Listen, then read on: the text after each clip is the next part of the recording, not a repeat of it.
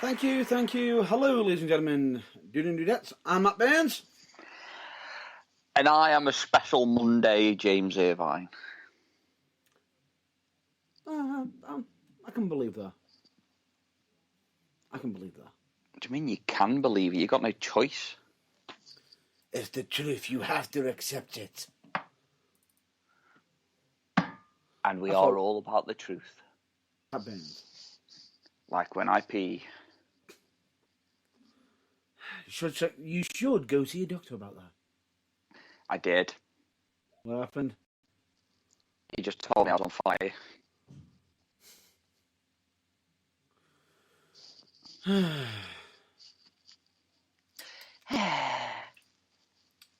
Anyway, in case if all of you might have noticed, yes, we are on a Monday. Monday. And not on our regular scheduled programming of a Sunday, which is due to a busy schedule that ended up occurring. We ended up being far busier than what we expected. Well, I did. And so did I. No, you didn't. Stop lying. How am I lying? Keep lying, Pinocchio. Uh-huh. You full well know I was busy, because the fact is, I actually saw you, remember? No, you didn't. Mm-hmm. You didn't. Mm-hmm. You didn't. I'm sorry, but you kept saying I was John Cena 1 minute, and then now you're saying you can see me. I never said you were John Cena. I never said you were, Mr. Tutti Frutti Pebbles. Big fat bowl of fruity pebbles. But anyway, before we actually continue on with any further, would you kindly please? I shall. Ladies and gentlemen, without further ado, I bring to you the Monday, just gone 6 p.m. watershed. Yes. So don't say fuck or bugger until I finish this. Shit, I just said it. Bugger. Oh, damn it! Fuck! Oh, bollocks. I mean, no. Shit. Ah! No! The following broadcast may contain language, opinions, and topics that may not be suitable for a bunch of pussies. However, I do believe that Inspector Gadget is much easier on the eyes and ears. Enemy is the original old school one. Inspector Gadget, extendo penis. What? Never mind.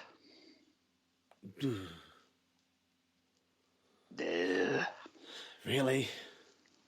Really? I'll get you, Irvine. I'll get you. Very good impression. I am actually impressed. I just thought I'd just throw it in there. So all them deep throating sessions went down well. I was actually expecting you to turn around and say, probably make a reference to a certain game, but never mind. That's... Never mind. No, I chose to go down a different route. He has to go down that route. Just like your boyfriend's penis. Really? Really? Oh, sorry, I forgot. I'm borrowing MJF's material. I mean, the Mizz's material. I mean... Yeah. That low-hanging fruit. Yeah. But anyway, of course, we are, in all seriousness, we are going to just put the jokes aside for a minute and just state that the burning truth is and always will be advocates and, always ready to support Black Lives Matter. And we're also advocates of the hashtag speaking out. You haven't done because it in a while. we kind of like spell that one out, and I think everyone can really, really acknowledge the fact that we had a nice little rant on that last week. So Yeah. yeah, because them hard of hearing at the back can't hear you sometimes. So yeah. But it's also nice to hear from people who listen to the message and also even give their condolences and potentially even agreed with us. Oh yes, Always nice to hear that. it's always nice. Always nice. So I will say, spank you very much. And of course, we are always in partnership and always friends of the LGBTQ plus community. God damn it! When are you going to fuck that up so I can take the piss? I thought you were going to do it this year. No. Oh wait, you already did. You already bullsed up once. No, I didn't. You have, but you're just waiting for me to do it so you can sit there saying, "See, told you, told you." No, I didn't. Mm-hmm. Anyway. I think you had me confused with yourself. No. Anyway, point being is, they all are serious matters and everything, and we do take it serious. And just case in point, as my colleague has just stated, we had the serious discussion of hashtag speaking out last week at the end of the show. And believe me when I say this, it was intended to be serious, but we are in still support of it in the sense of when it's done the right way. Yes. So, shall we get to our main content? We've got main content? Yes. I just thought that we just talked bollocks for a couple of hours. Shh. Quite spoiling it for everybody. Oh, shit. Normally, I'm not very good with spoilers.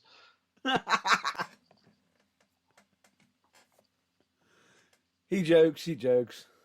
Nah, of course. We are, of course, meaning wrestling. We talk about wrestling? Yes. Ah.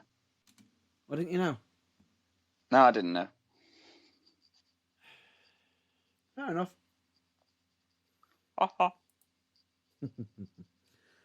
Right, so is there any direction you want to go towards?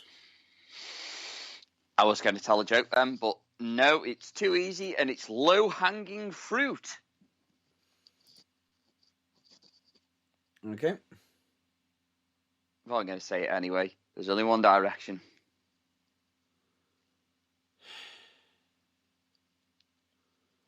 Disappointed in you. I'm disappointed in myself. I couldn't contain it. No.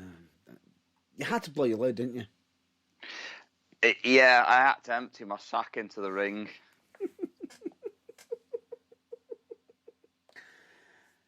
Apologies for the really, really bad innuendos, but they gotta get worse. Don't apologise to them lot. They're Wait. probably all just as dirty-minded as we are. Wait. I'm just saying it's going to get worse later on when we have to discuss a certain topic. Yes. That's where the innuendos are coming from right now. A bit like... Oh, God, no. No. Save it for later. Save it for later. Save it for later. Yes. Good news, everyone. Go on. I'm still all caught up on AEW. Who are you and what have you done? I got bored and I had a spare hour.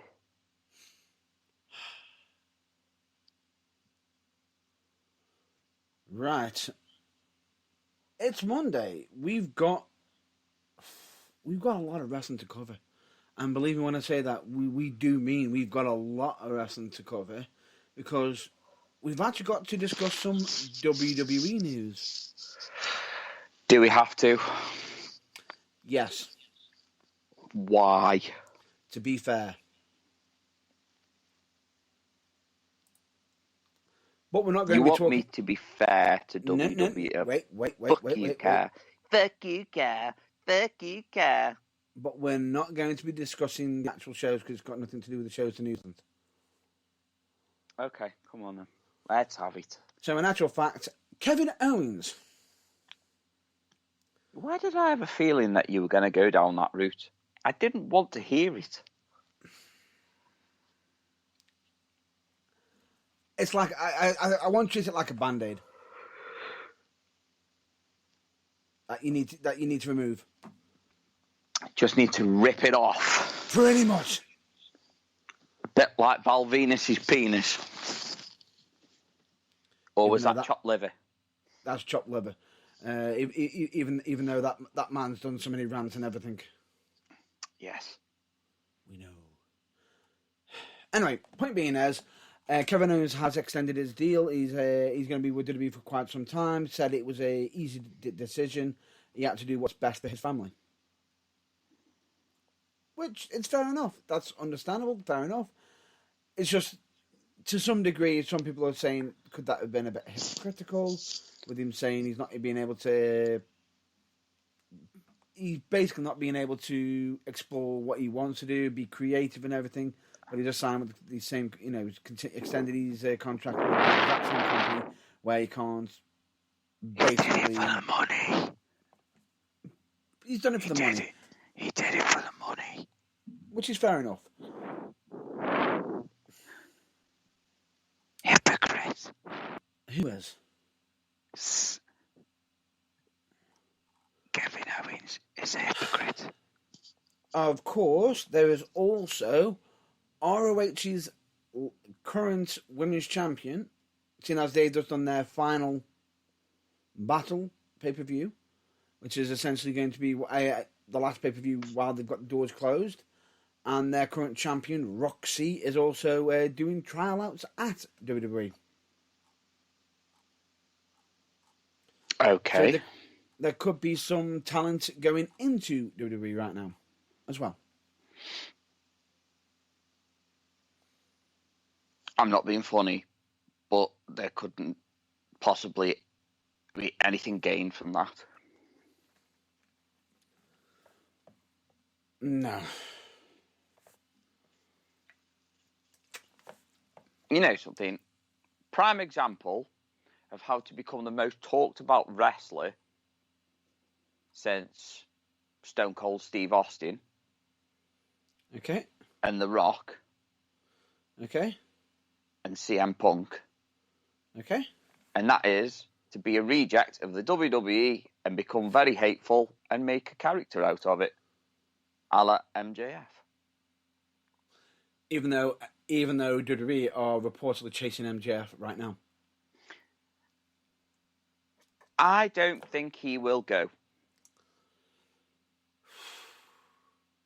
I hope they don't go because MJF has actually worked for WWE, would you believe? Did you not just hear what I said? Yeah. Would I believe that MJF worked for WWE at one point? Can I just rewind it back about 2 minutes? Do you remember exactly when? Hashtag sarcasm. Do you know exactly when? Yes. Yeah. In Tough a throwaway segment. Tough enough. Security for Samoa Joe. Yep. And some other bit parts. Yeah. As security. Wait. And WWE can scout talent? Not. I'll be honest with you. WWE, I'm sorry, WWE, but I don't think you can scout talent. I don't think you can. And and I'm just going to say this on the record. This is not a fact. This is an opinion. And it's my opinion. You can't scout talent because you're not actually going out there and saying, we want you. You got the talent coming to you saying, we want to be at you. And you're saying, yeah, I can't be bothered. I just don't think there's any fact. Why would MJF give up a main stage at AEW to go to WWE where A, he will have to be PG. And B, probably get compared to The Miz. Exactly. And then probably tagged with him where Miz will then go on to Dance with the Stars, lose, and then he gets fired. Yep. Sorry, was that a bit too soon? Nope. Or too He real? will be known as MJ Drip Drip. Or they could even actually give him a gimmick where he be his stunt double. Oh, for the love of God. Yeah. It's like I say, the only way I could ever see MJF, and I mean, this is not to fucking make him big-headed or anything like that, because face facts, he has got a very big square head. But, you know, MJF is better than The Miz. He Yes. has got more talent than The Miz. I actually believe he's a better wrestler than The Miz. I even think he's a better wrestler than, about 60% of the WWE roster. And bearing in mind the fact that he is a young talent as well. Exactly. Because what is he? Mid to late 20s? 28? Something like that? 27, 28? You got me wondering his age now. He's got to be. I'd say he's in his 20s at the very least. He's got to be, because Samoa Joe, obviously being a security, that wasn't that long ago. Mm. But now he's like one of the hottest heels in the business. It's got to be mid-20s, I think. Got to be. Very, very strong and bright future in front of him. A run as an AEW champion. I mean, don't get me wrong, it's every wrestler's dream to work for the WWE and headline WrestleMania. If you've got ambitions, you've got ambitions. That's fair enough. But don't come crying when your career gets ruined. Yeah. Because the grass isn't always greener on the other side. And the only way that I can describe it to you is ask Jon Moxley. Oh, and by the way, WWE are only interested in MJF because of Fox and USA Network. Because they're taking notice. So basically, WWE are being told, take the fuck notice. So basically, they're being told to look. Yeah, because they were wrong on CM Punk. They were wrong on MJF the first time round. They're wrong on a lot of other people. Wrong on Jon Daniel Moxley. Bryan or Bryan Danielson not being able to keep going. Yeah, because now he has actually made a point of wrestling on every single individual show since Full Gear. I will say this to you. That man knows how to give back to a crowd, I say sarcastically, in a really, really good way on how to upset them. Yeah. If you've seen the video. Yes. Yes. Please continue. I can't continue because I completely forgot. Basically, for me, I just feel as though WWE right now aren't even bothering even to look for the talent. They want the talent to come to them. And that just goes to show the arrogance. Yeah. Whereas AEW are actually going to wrestlers, even if they're not extremely well known. Yeah. It's like the blow up of Danhausen. That's what I mean. It's like, instead of them actually going out and saying, "Oh, we want you in WWE" or whatever, you've got the scouts in set locations, and I believe they've got someone in one company, in another company, but you haven't got anybody actually saying, "Come to us. We want to make you into a star." We might be able to make you into a star if you want to. You got to come to us though. The thing is, when you go to them, you got to sign to their terms, their conditions, and your name. Oh yeah, of course.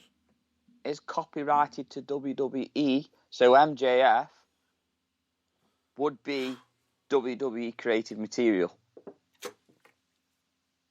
No, that doesn't sit well with me. That doesn't sit well with me, to be fair. What Either that or they'll probably change him to MTF. Come on. What? Come on. Let's have it. What? Spit it out. No, I'm just saying they'll probably change it to MTF. Yes. Maxwell T. Friedman. Oh, wait, they can't do that because that's his real name. But they'd try something like that. Well, it's either that or they just call him, well, the Bearcat Freeman. Or Max Freeman. That actually sounds like something WWE Creative would fucking put out there as well. Max. If it was you, it'd be Matt Burned.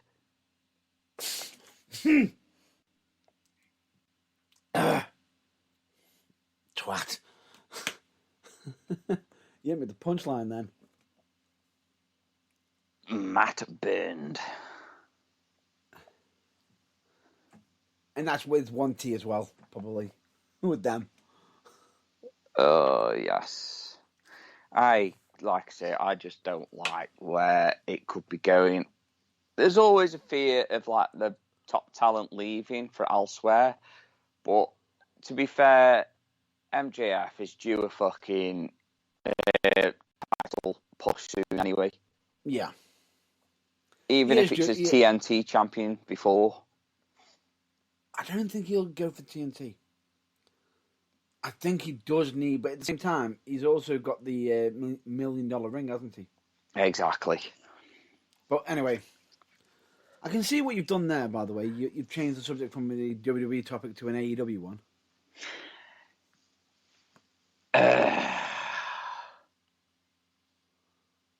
I would never ever do such a heinous act. Lies. I would never. Yeah, you would. I am not sitting here with my CM Punk t-shirt on.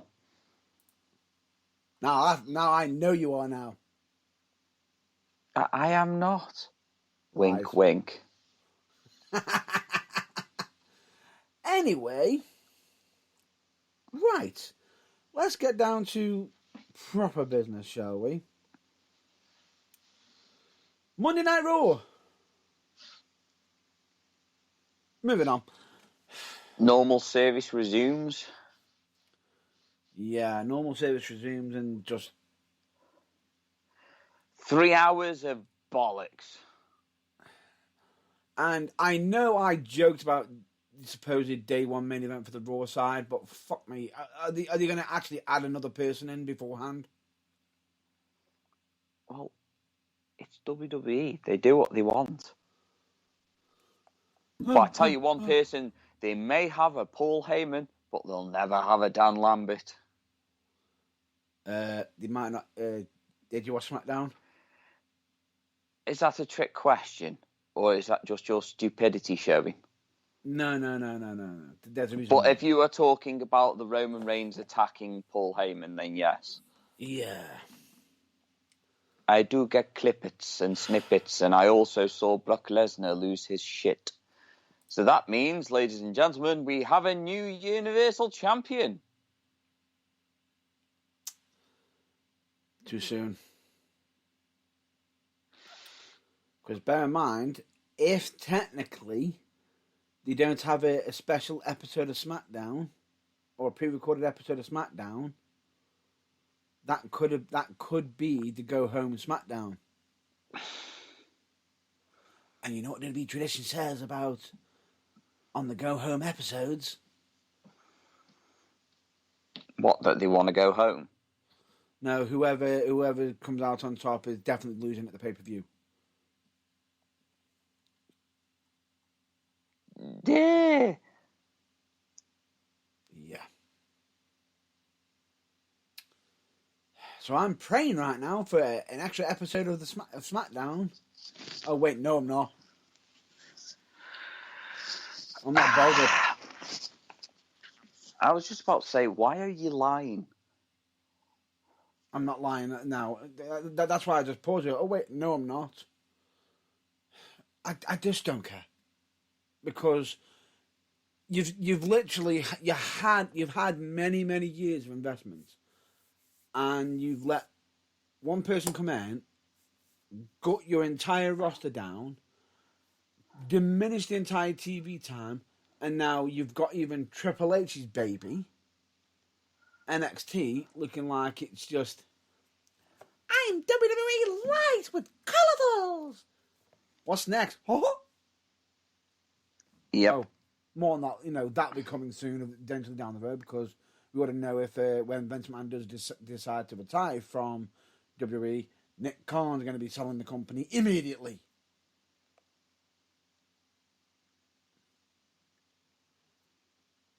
And we know it. Well, I can't disagree.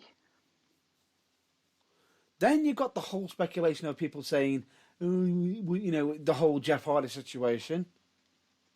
Oh, you mean that supposedly he was supposed to have been on fucking drugs, and yet all of a sudden he's actually fine standing with his brother Matt Hardy, declaring he's next tour. Yeah. Yeah, and what else was it? He refused to go to rehab, so they sacked him on the spot. Well, if there was something wrong, why is it at the end went, oh, something's wrong? He went to the crowd, he wasn't well. Rehab. Oh, if you're not taking it, yeah, bye. Did anybody look into that situation? Oh, no, it doesn't matter. It's WWE, they don't care. That's how it comes across. But at the same time, I'm also going to add the flip side of it, and what Matt said. Don't look into it look on both sides. Don't look into it too much on one side. Exactly.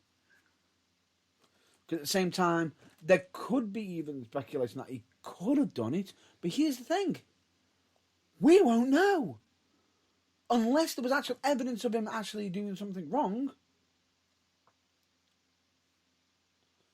But it's not. But it doesn't look good when they just release somebody straight away, and all of a sudden he's already ready, out and about, getting ready to tour.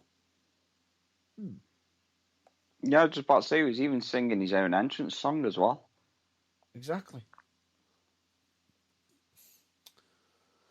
So yeah. Doesn't make sense.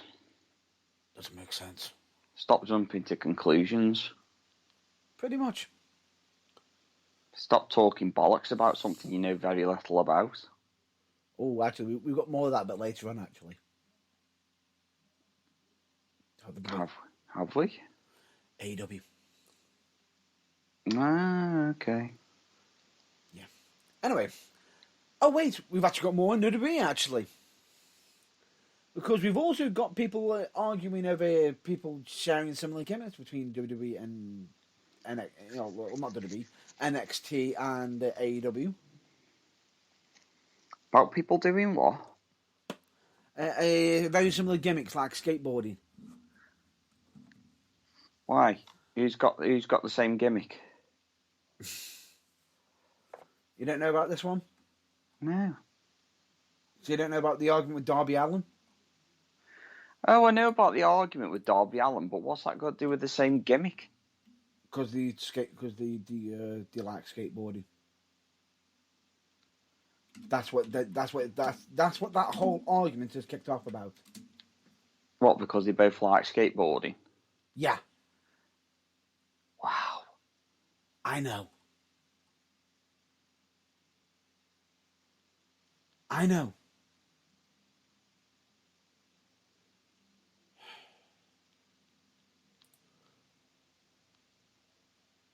Doesn't make sense.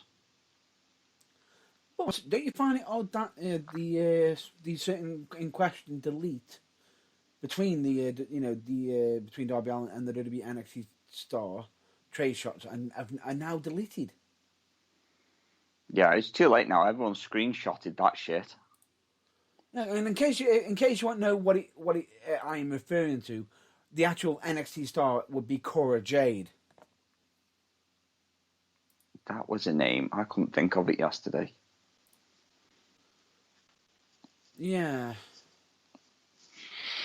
I'll be honest with you. I'm not thrilled over what's been thrown out there Yeah. because this is almost like it almost feels like it's a bit of a continuation of a certain argument that well, I wouldn't say argument, a certain topic that we covered last week. Oh, you mean the said argument where people shouldn't jump to conclusions because they don't know the full story or the facts? Or the fact that a certain comment like that can actually potentially destroy careers and people's livelihoods. Yeah. Yeah, that sort of thing. That sort of thing. Because Alan just wrote in, skating is a huge part of my life, not a fake character for TV, joking. Now, that is not him actually being anything. It's just basically, okay. Whoever taught is being a good person with no abuse allegations against me is a huge part of my life and not just a character I play on TV. Flush face emoji. What the fuck? What are you instigating there? And I'm just going to say this. Have you got evidence to make that comment?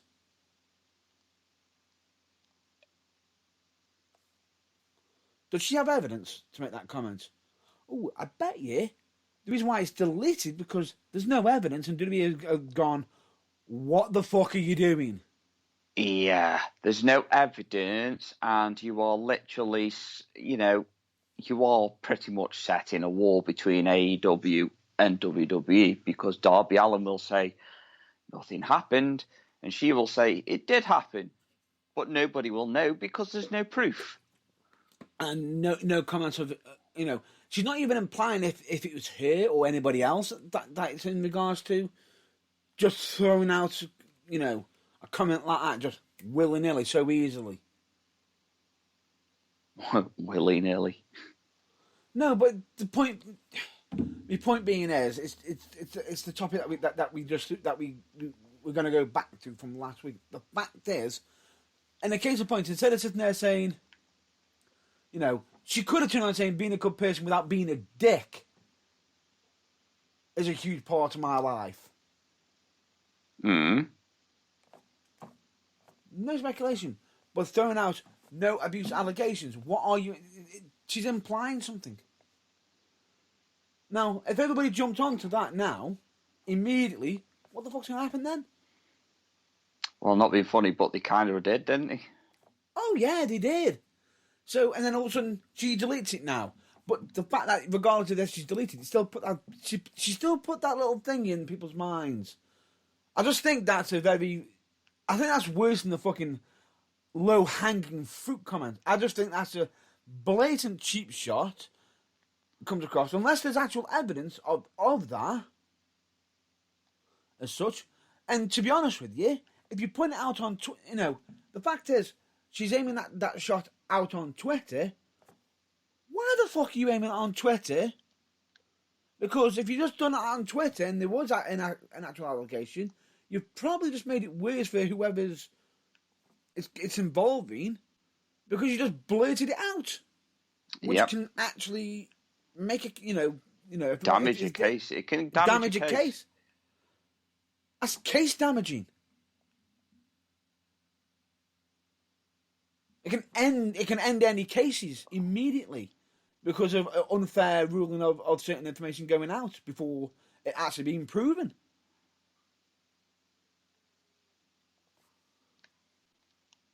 And it's shit like that pisses me off. The fact that instead of actually just going, oh, this, and this, just, I'll just throw that out, throw out an allegation so quick and easy and then just delete it after. So I haven't done it. You have heard of that, once you put it out on the internet, it stays the fuck on there. Yeah, you can't permanently delete anything off the internet anyway. No, you can't. Because there are certain applications like the Wayback Machine.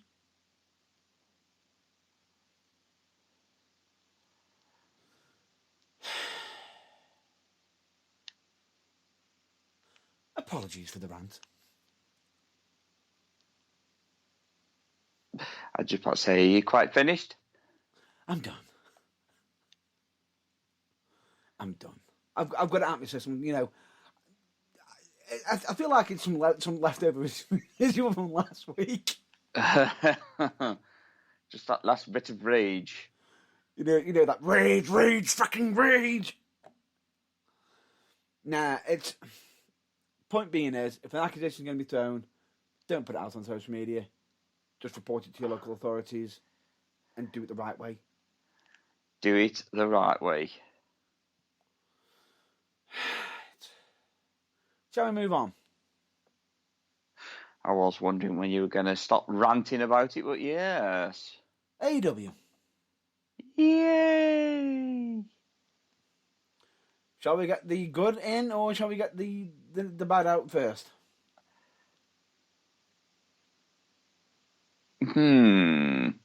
Let's get the bad out first. Because let's face facts, there's not much of it. No, there isn't. The current situation of Sammy Guevara. Yeah. So, Sammy Guevara has now split up with his fiancée. Mm-hmm. Even though it ended in October. Yep. He's just feeling the need now to actually make it public. Fair enough. Yeah. Fair enough. Now, it's no secret that him and Tay Conti have been good friends. Yeah. But now it's like they spend a lot of time together. And I mean a lot of time. Yeah. So they are very pally-pally, and it just makes me wonder, are they doing the naughty? Now, the problem is with that is the problem that you have with it is the fact that if they were, that's their choice. If they're not, that's their choice as well, regardless. And the thing is, what's a bit shocking for me is the fact that people have pointed the finger to the point that Tay Conti has had to leave some social media sites. Yeah. Because of... I don't think anybody's really fucking stupid enough to not believe that them two have not been bumping uglies.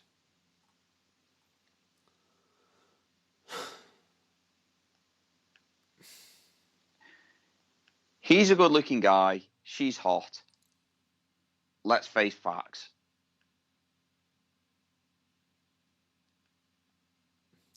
But here's the problem. It's rumours.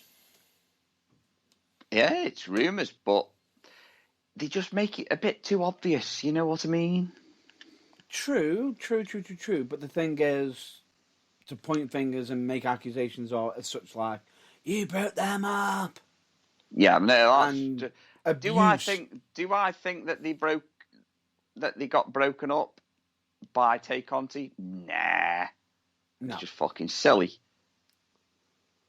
To be honest with you, it might not have anything to do with it. It might even just be the fact that he's a wrestler. It could be being on the road quite a lot. Yep. Could have done it. Because bear in mind, a lot of wrestlers are on some of the biggest stages are traveling a lot and not being able to spend time with their families and loved ones as much as they want to because they are that busy. That is true. There's a massive degree of commitment with wrestling. With wrestling, and that means and relationships as well. On the flip side, and it was... Now the thing is, unfortunately, it's not worked out between Guevara and Pam. But who knows? They might even still be speaking on good terms. Yeah, exactly. So Did anybody check that one out? Shouldn't really be making accusations though that she was Tay Conti's the reason why they split up. It's a bit too far, that is. But do I believe that they haven't bumped uglies? No. The thing is, regardless of it, they could just be good friends. It could be. Oh, I love you so much when you're so naive. But wait, but there is the certain of Occam razor. Sometimes usually the most simplest answer is the most logical one. Yeah, that's true. There's been naive and there's been just. There's been Matt Burns. Fuck off. I'm just saying, the thing is, in some cases, they could just be good friends. And that could be the case. Do I think it? No. I'm on the same boat as my colleague. But I don't think that's what's broke up the relationship. You could say, it probably might not have helped the situation, but at the same time might have brought something to it, brought something to light between, between Pam and Guevara. But, unless she comes out and tells us otherwise, then, I refuse to believe that she is the reason why they split up. Yeah. No, I agree with on that one, 100%. And like Matt Hardy has said on more than one occasion, no jumpy to conclusions. Get both ends of the conversation. Or better yet, don't jump to your own conclusions. Get evidence. And bearing in mind, we are just basing this on our opinions. Wait. Why am I feeling like I'm saying that a lot lately? Get evidence. Get proof. Yeah. That's But because some idiots. That's because there are idiots out there that like to think they've got a hold on people, and then turn around and say, "Oh, well, this person definitely did it, even though there's no evidence," and they refuse to believe any evidence. So I just kind of, where I sit on with that one. I sit right on the fence. Yeah, I know what you mean. And it's not like anybody else who dislikes them could do the same back. They could, but they shouldn't. They shouldn't. But anyway, the point being is, I'm just going to just put this out there and just state, it's their relationship. Leave them to it. You might not be happy with it. It might have upset you, but still, they're fucking grown-ass adults. Yeah, that's the main thing, though, isn't it? They are adults. Yeah. So just let them get on with it. Yeah. It's got nothing to do with any of you. Shut the fuck up and get on with it. It just feels like it feels like a gossiping act. Yeah. It sounds like a he said, she said bullshit moment. And it's all about the he said, she said bullshit. But anyway, point being is, it's annoying. About the he said, she said. It's just annoying. But anyway, moving on, shall we? I'm sorry, but that was funny. I know. It's all about the he said, she said bullshit. Keep your opinions to yourselves, you silly boys and girls. I think you better slip. No, don't slip. That's what it says in the song lyrics. I don't care. Stop being such a pervert. That's not me. That's actually the public ones who are pointing the fingers. Even though they know you point one finger, you get to your back. But anyway, let's continue. Some women would be happy with that.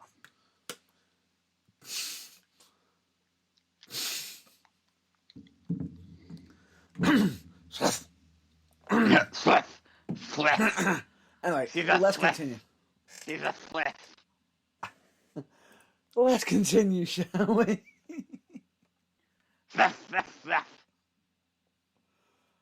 I've got a right cold. I have. Don't worry, it's not COVID. It's just a cold. And there's no Lair either.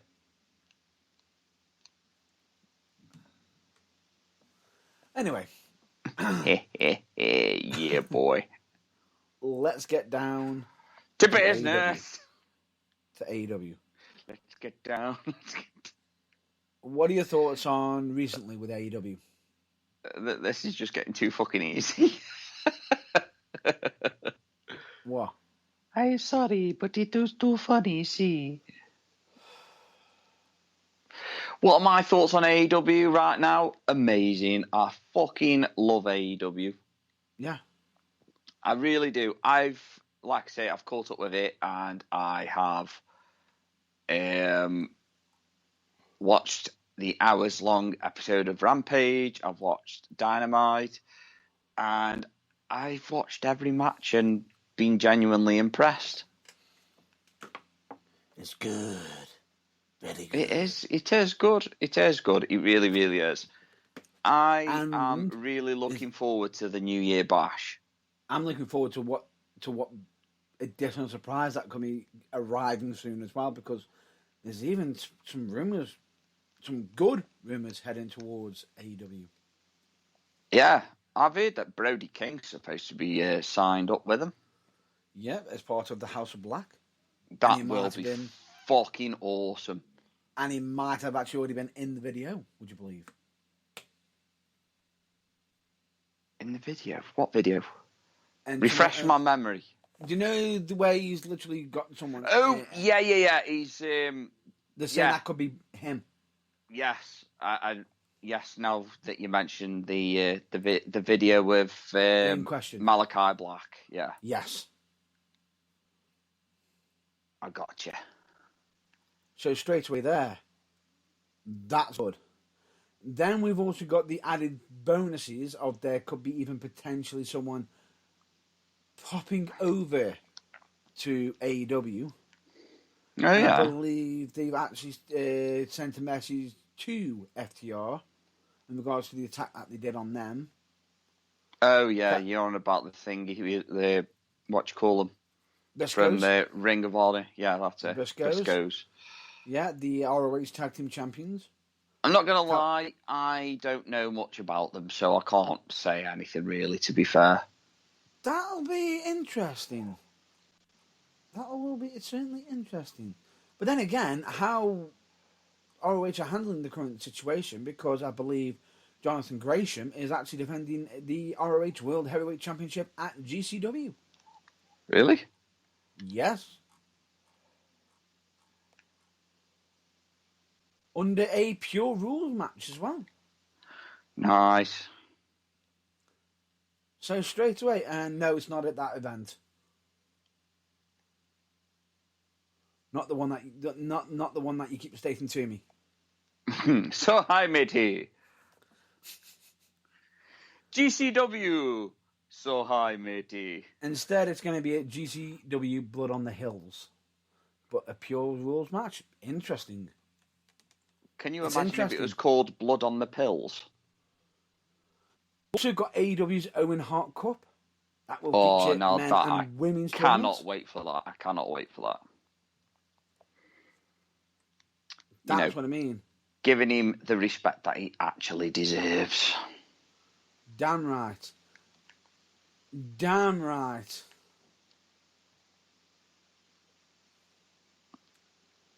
Because Bryan Danielson, still hot commodity, even though technically he didn't win the match. He didn't exactly lose either. Nope. Even though there is a meme going around at the moment. Go on. Of couldn't beat me in 30 minutes. Couldn't beat me in 60 minutes. Picture of Sheamus, 15 seconds. That's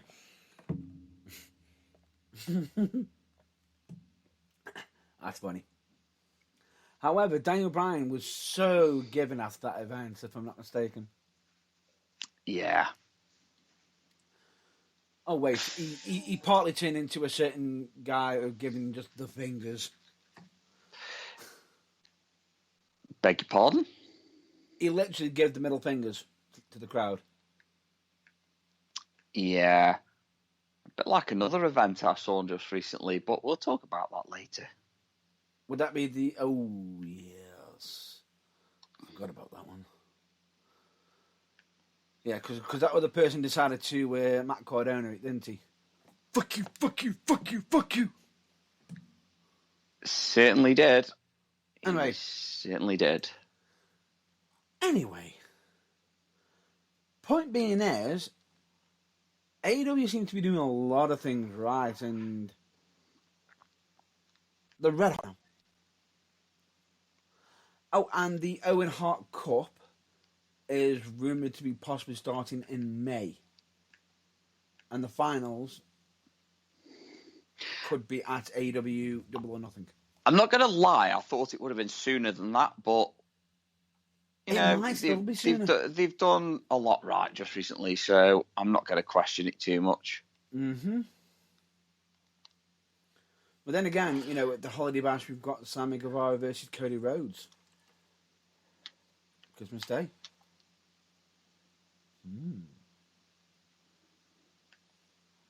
That's going to be interesting.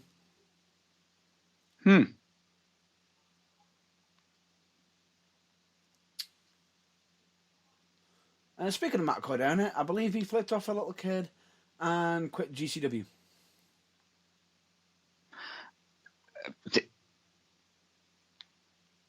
Okay, what's that all about? I've just seen the news pop up. As I'm speaking to you now, to investigate it as we're talking.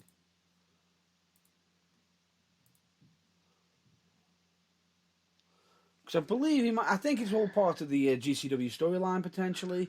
He might just be continuing on with his villainous, but then again, Matt Cardona seems to be damn on fire practically lately. If I'm not mistaken. Yeah, he is. But then again, we always knew he was a decent talent anyway, so...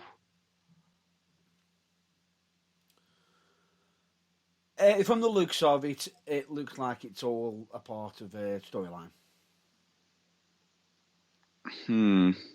It's all part of storyline. That's how it looks. Although he is taking shots at WWE, though. Well, that's hard. I've lost my smile. Oh, yeah. I wonder who that's aimed at. Oh, and I'm just going to put out a apology right now. Because I believe it was either last week or the week before, I fucked up.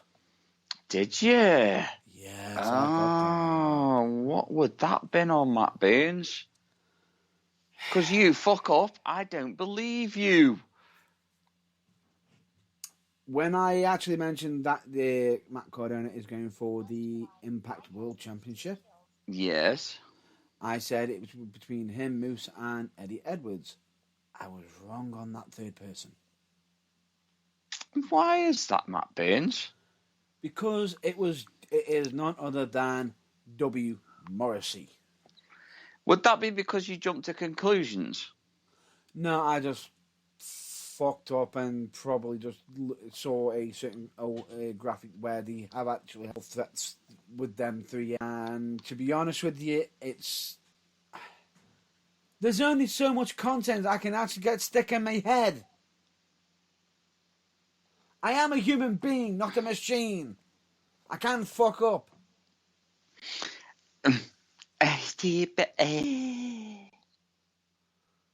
I was going to add an extra line on there, but I thought better not because I know you'd rip me to shreds for it.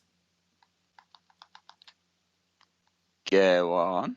I was going to say, well, that's what Google at least says. I won't say anything. You wouldn't say anything? I won't say anything. No. Lies. Lies. Liar. Liar! That's what you're after, wasn't it? Liar. Point being is, Cardona seems to be on a bit of a hot streak because the man's doing quite well. NWA, enough said. He's at NWA, GCW. He seems, Impact Wrestling. He seems to be taking it all in his stride. Agreed? Certainly is. Anything else you want me to cover or want me to mention? Let me just think now. 60 minutes. Winter is coming.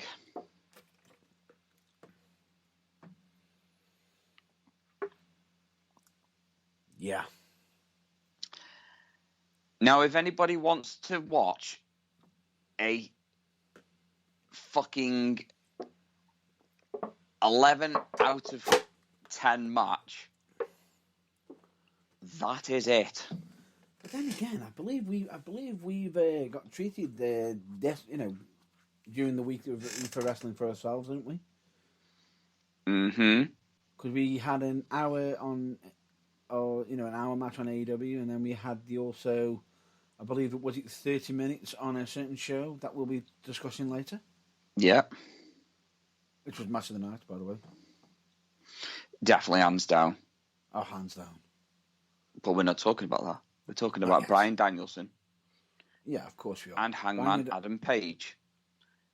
Wow.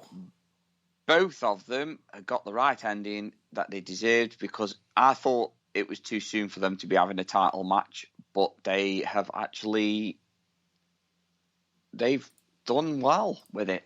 It made sense. Yeah. Made sense that it ended in a draw. Yeah. And to be honest, I haven't enjoyed a wrestling match that much since Rock and Austin at WrestleMania. Yeah. I was literally fucking seat.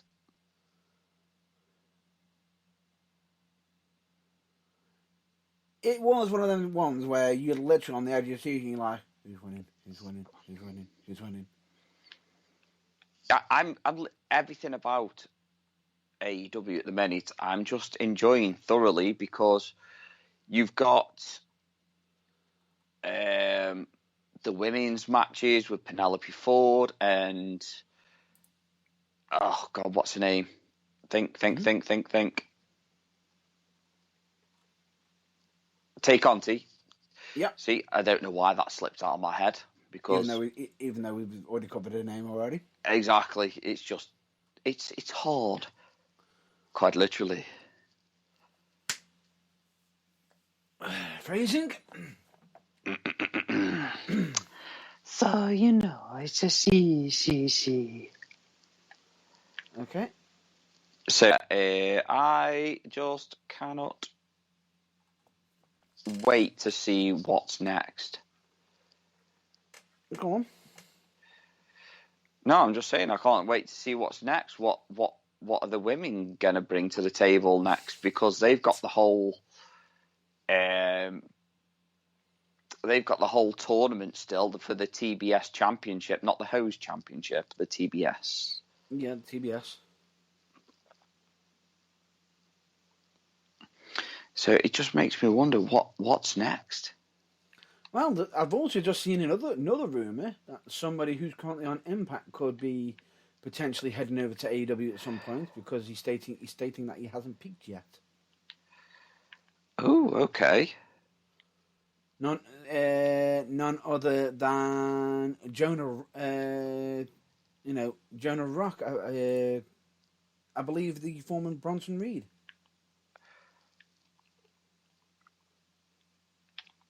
Okay. Now, why would he be making such a claim? Because he's actually he's actually stated, because he's still technically, because he's actually at Impact Wrestling, and he's actually saying that fans have wondered. He's actually saying he's not turning that idea down. He's saying the door is very much open, because he's also at New Japan as well. Can't argue with that then. I think anybody that goes to New Japan is just like, they're a shoe-in for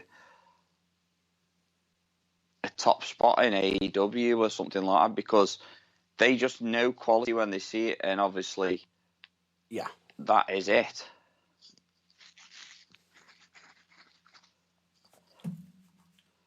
And Jonah has been absolutely a wrecking force lately. Mm-hmm. Because I believe he actually had his Impact debut match, and I will say, condolences to the victim. That brutal. Oh, it was brutal. And I will say, D'Lo, I love your commentary. Love your commentary. Because I believe Josh Matthews on he's like, I want to see the angle from below. And all you heard off D'Lo Brown, no, you wouldn't, because he's landing on you. Probably taking you I didn't out. know that fucking D'Lo Brown was commentating. Yeah. Fucking hell, he is. He is. And On Impact? He is. Yeah, on Impact Wrestling. Oh, that's cool. Straight away, another good reason why I check out Impact Wrestling. And to be honest, a lot of people sitting there saying, it's not one of the top ones anymore. It's good. It's good. And the funny thing about it is, it only went downhill when they tried to compete against some of the top lot. Now they're doing their own thing. They're doing well for themselves. You know, getting on with their own shit. D'Lo Brown. It's cool because D'Lo Brown, I've actually got a custom figure of D'Lo Brown. Mm-hmm. And it is fucking cool as fuck. Yeah. It is. But it's brilliant. It's just brilliant, and it is. You know, there's always something going on. Wrestling, right? And I am going to say this on the record right now. What a time to be a wrestling fan. What a time to be a fan of wrestling. Oh, yeah. What a time to be into wrestling, because believe me when I say this, we've got that much content that is available at our fingertips.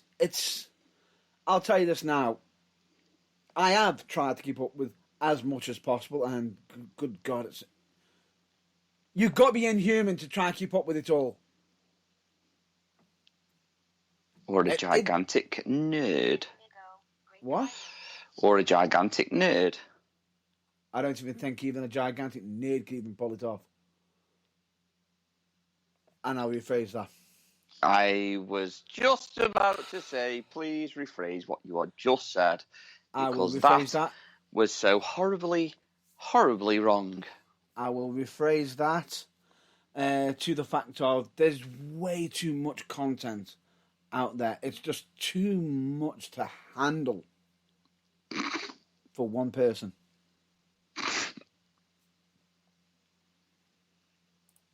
What? It's all just too much for me. And Daddy. I almost had the line then. Damn you. Well, that's what I was aiming for. I almost said the line. It's only when you added the extra bit in that just nope, snap me back out to reality.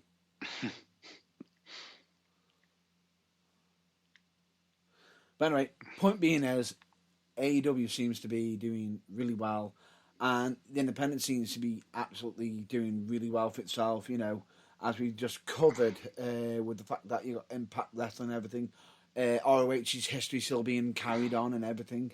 It's just what a time to be a wrestling fan. It is. It's a really good time to be a wrestling fan. I wish I had this much wrestling content when I was younger. However, I've now got to bring up a bit of a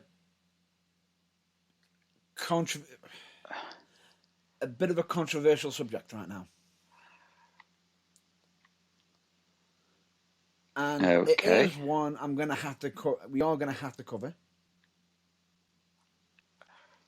Simply Go on. because I've seen the footage and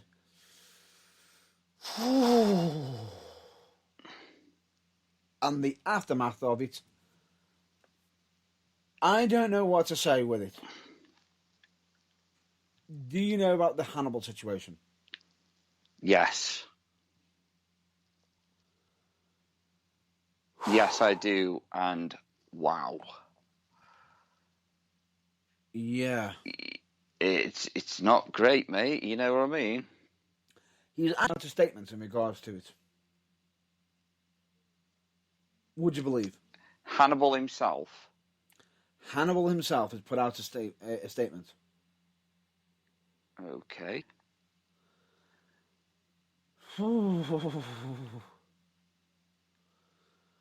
It's,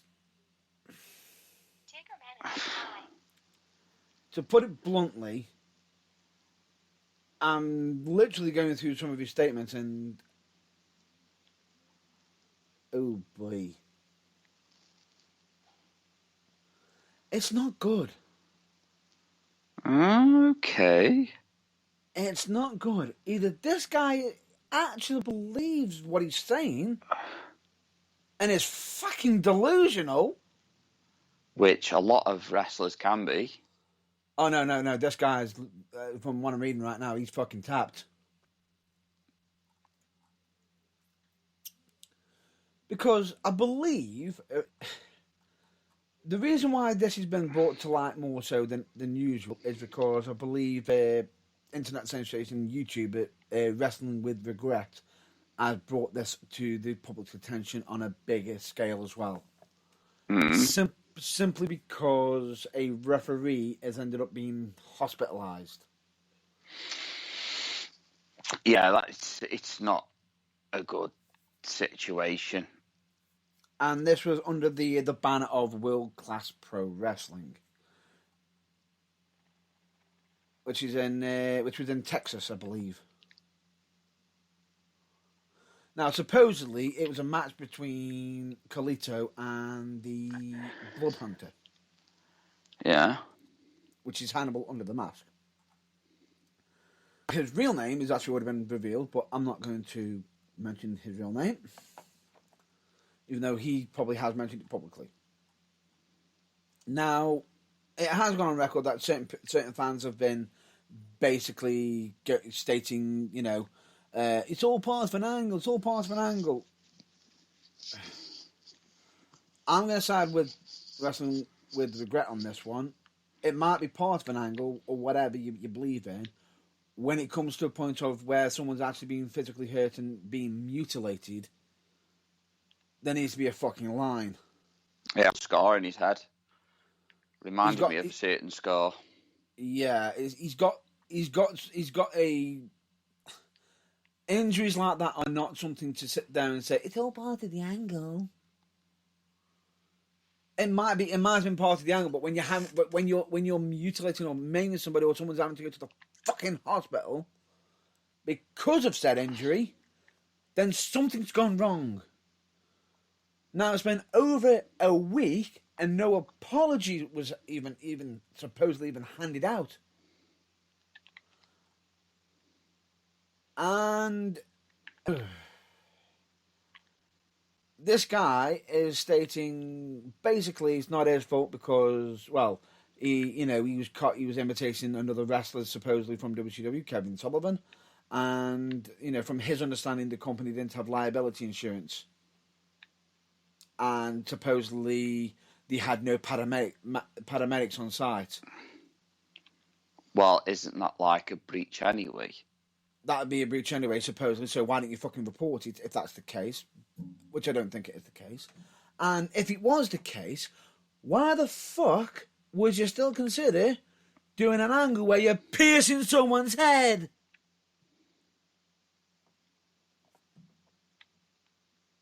Well, that just goes to show that he makes sense to them.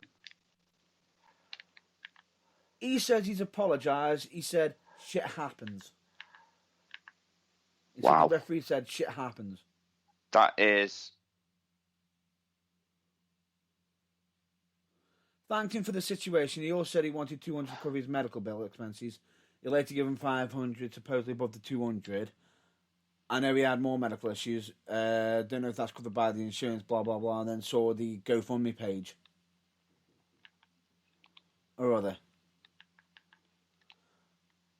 I've seen the footage. Yeah.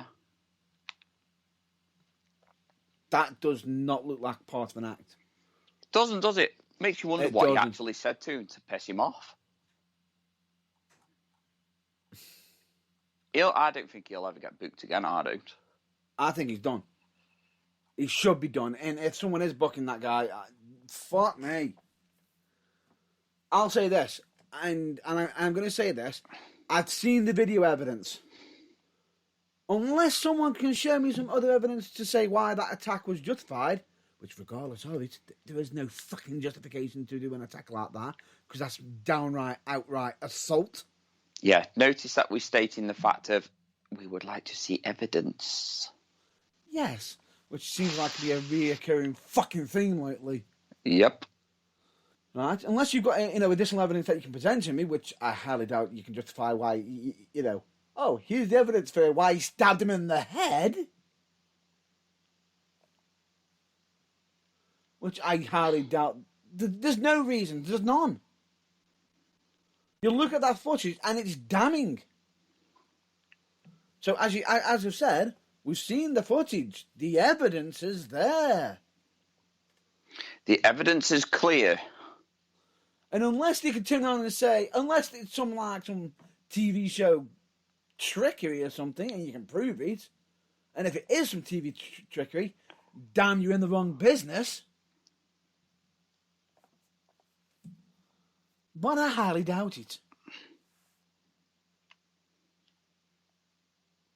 I highly doubt it. Because the footage that we've seen wasn't from a hard camera. It's from fan footage. That's what I'm going to say on that subject. Shall we move on? Yeah, it is bad. That's the only time I am going to cover that topic. From the massive... You can read his version of it, or, what my side of the story. You can. You're entitled to it. That's fine. Like Matt already says, read both sides of the story. Me personally, don't believe an iota. Although, I understand that some wrestling businesses aren't always upfront with certain things, and some people can also be full of bullshit. Some people, you say? Yes. Because I have been to shows where certain things have said, you can't do this, you can't do that, and then we then find out certain details after, which were quickly reported after, when it was found out. But that's for, that could be a story for just, for another time. But genuinely, in this case, I don't believe the attack was just meant to be staged. It went far across that line into territory that should never, ever happen in wrestling. Yeah, when it becomes too fucking real. When it becomes too real and someone's life could be very well... And the scary thing about it is, that guy can potentially even have more danger, because as he's going under the knife, he's also got to be aware of potentially other illnesses, other dangerous things, other, Because unfortunately, as I'm about to just point out, the Jimmy Ray situation, case in point. Yeah. Because unfortunately, he ended up losing his life from the situation that he ended up going through. And his wasn't even through anybody else's attack, or being attacked or anything. His is just through an illness, had an operation, caught something, and it just got worse.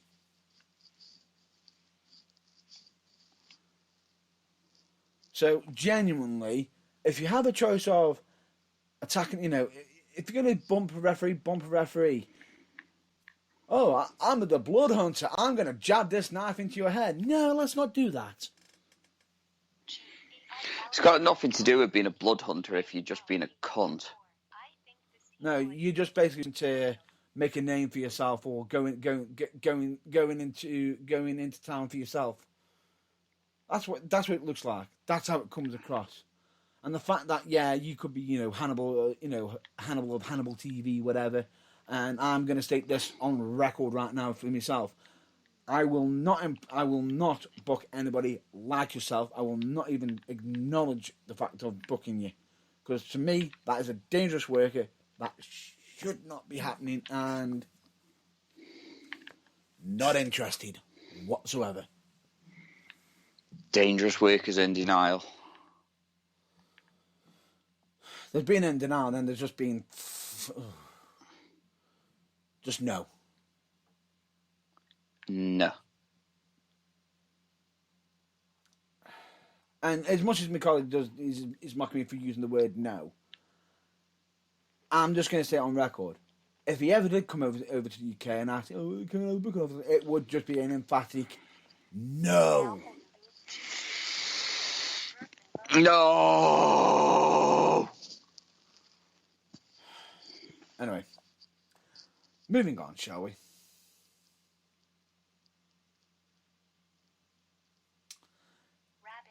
Anything you want to move on to? Yeah, let's finish off on PWL. Yeah, it sounds like you got Google on in the background. No, that would be my remote control talking to me. Oh, is it time you want to put Google on? Unless Google has got a thingy with Sony, I don't think so. You never know. You never know with technology these days. No.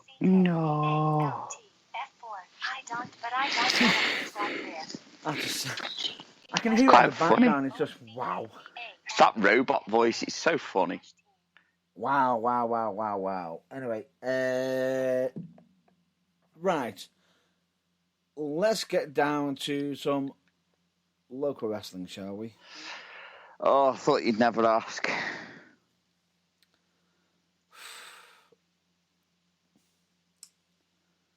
All I'm just going to say is, shall we prepare people later to brace themselves when we have to go through a certain match?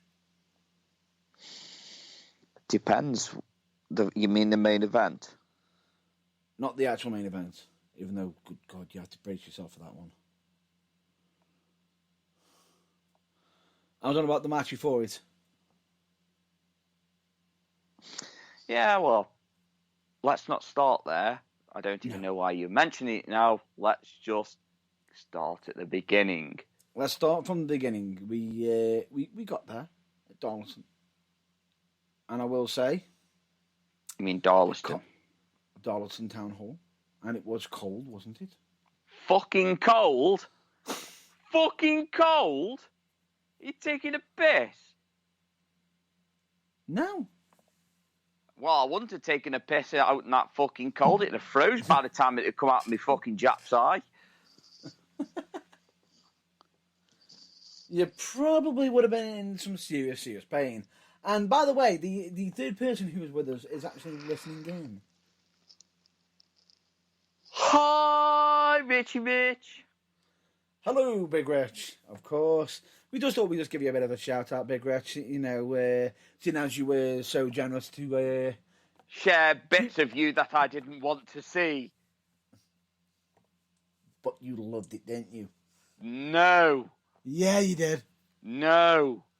And why were you smiling? I got wind. I was expecting you to say you're trying to breathe through your teeth. And it's because I was eating pizza. I saw more of Rich than I wanted to see in my lifetime. He loves it, really.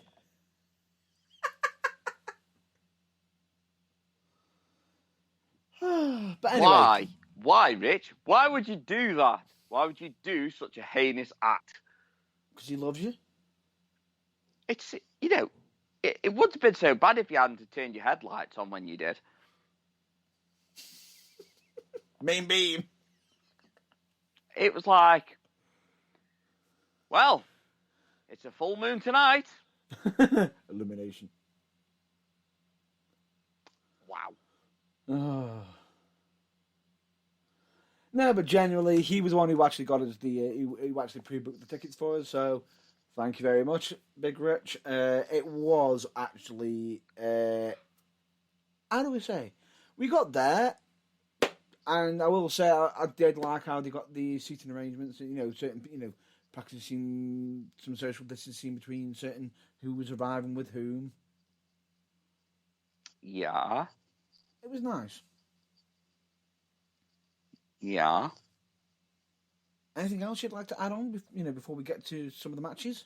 I really can't get out of my head Rich's arse. Although we did have one fan who just didn't know when to fucking shut the fuck up. That wasn't even a fan. That was just a pillock. Yeah, didn't even realise, he come by himself, fair enough. That's his choice. His choice, but to sit there while somebody else is having a conversation with a group, I'll just interrupt. I'm not being funny, but it won't be the first time or the last time that he will be coming alone. All by himself.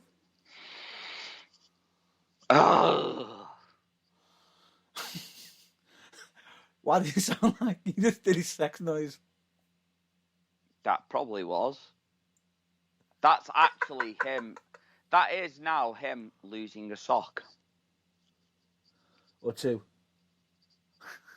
No, just the one. I don't think he got it in him to go twice. Ooh, true. Or knowing him, he'd probably have to be a repeater. He's probably the only person that would go and do some work and slag himself off after.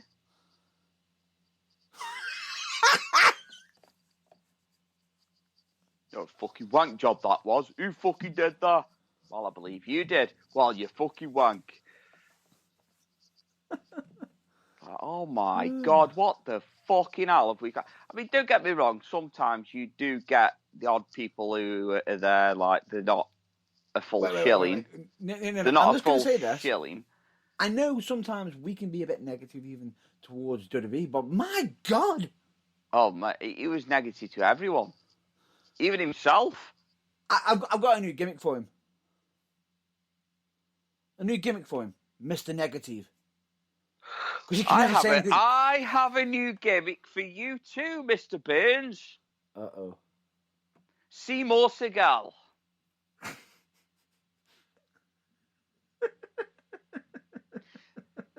For everyone that's wondering what we're on about, Matt Burns had to purchase some special glasses. No. Shall we hold off? No, fuck you. Fuck you. Shall we hold off? No. I am not holding off on this. Wait. No. Hold fuck off. You. You just don't want me to say it. You don't want me to say it. Fuck you, Mr. Burns. I am saying it now. If you want to say it, you can say it. But I was thinking, would you prefer to say it with just your voice, or would you prefer it with pictures? Oh God, yes. I want to do it with pictures.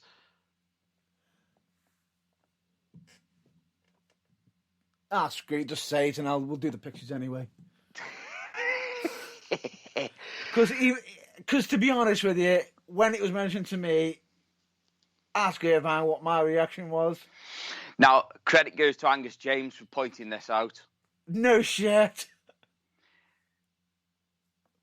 So, Mr. Burns decided at a little gathering between myself, Mr. Dave Delvecchio, and Angus James and others.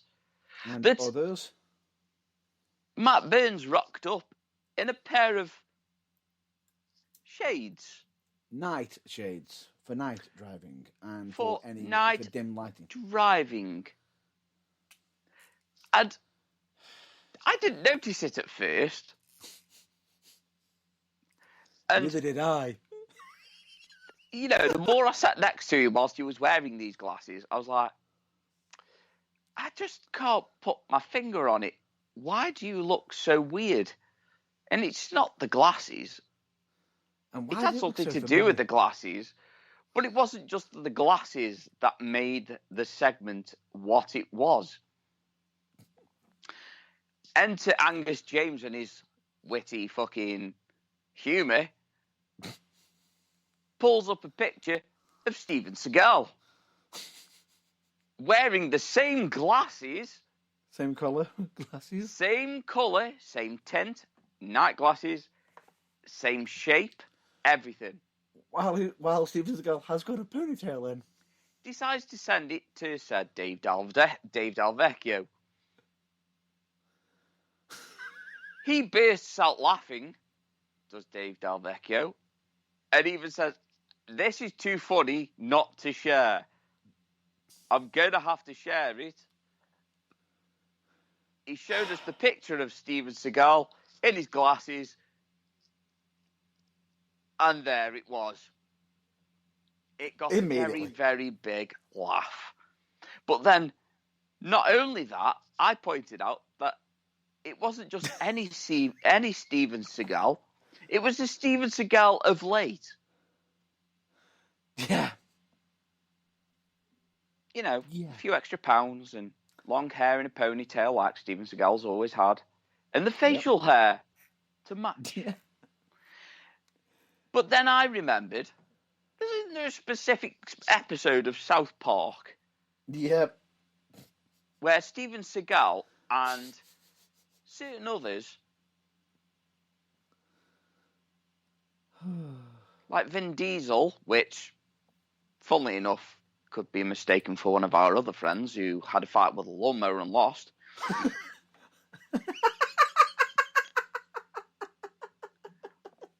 All you had to do is game say I am Groot. But I pointed out that episode, and lo and behold, Angus James already had it on his phone. So now, like they say on AEW, in picture in picture, we're gonna have to show you because it is too funny. It is too funny. I just couldn't believe it when it happened. You know, it's funny when Matt Burns actually laughs about it and doesn't get the hump. No, it was funny the fact that you saw me almost pass out laughing at the table because I just didn't know how to even respond or even react. It's like, yeah, to be fair, bro, you got me. You got me good. Yeah. It's the first time I've ever seen Matt Burns speechless. It was just how do you react to it? Just how? How do you even respond to it? By breaking down in laughter like you did, and that's the perfect way to respond. Yeah. And don't get the hump. I think the only way it could have been made worse is if I had a bandana on. Oh, for the love of God, no. No. It does make it worse. I used to wear a bandana for wrestling. I know. Now you say it, it's there in my head. Fuck's old brother Matt Burns. For fuck's sake.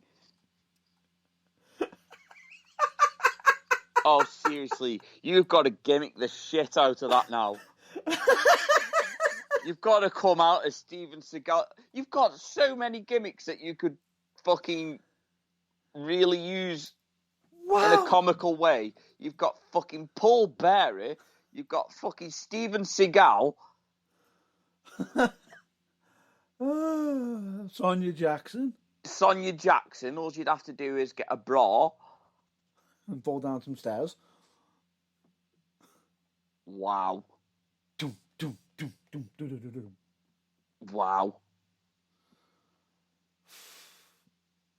It is just amazing, isn't it? It's just... It's like a chameleon.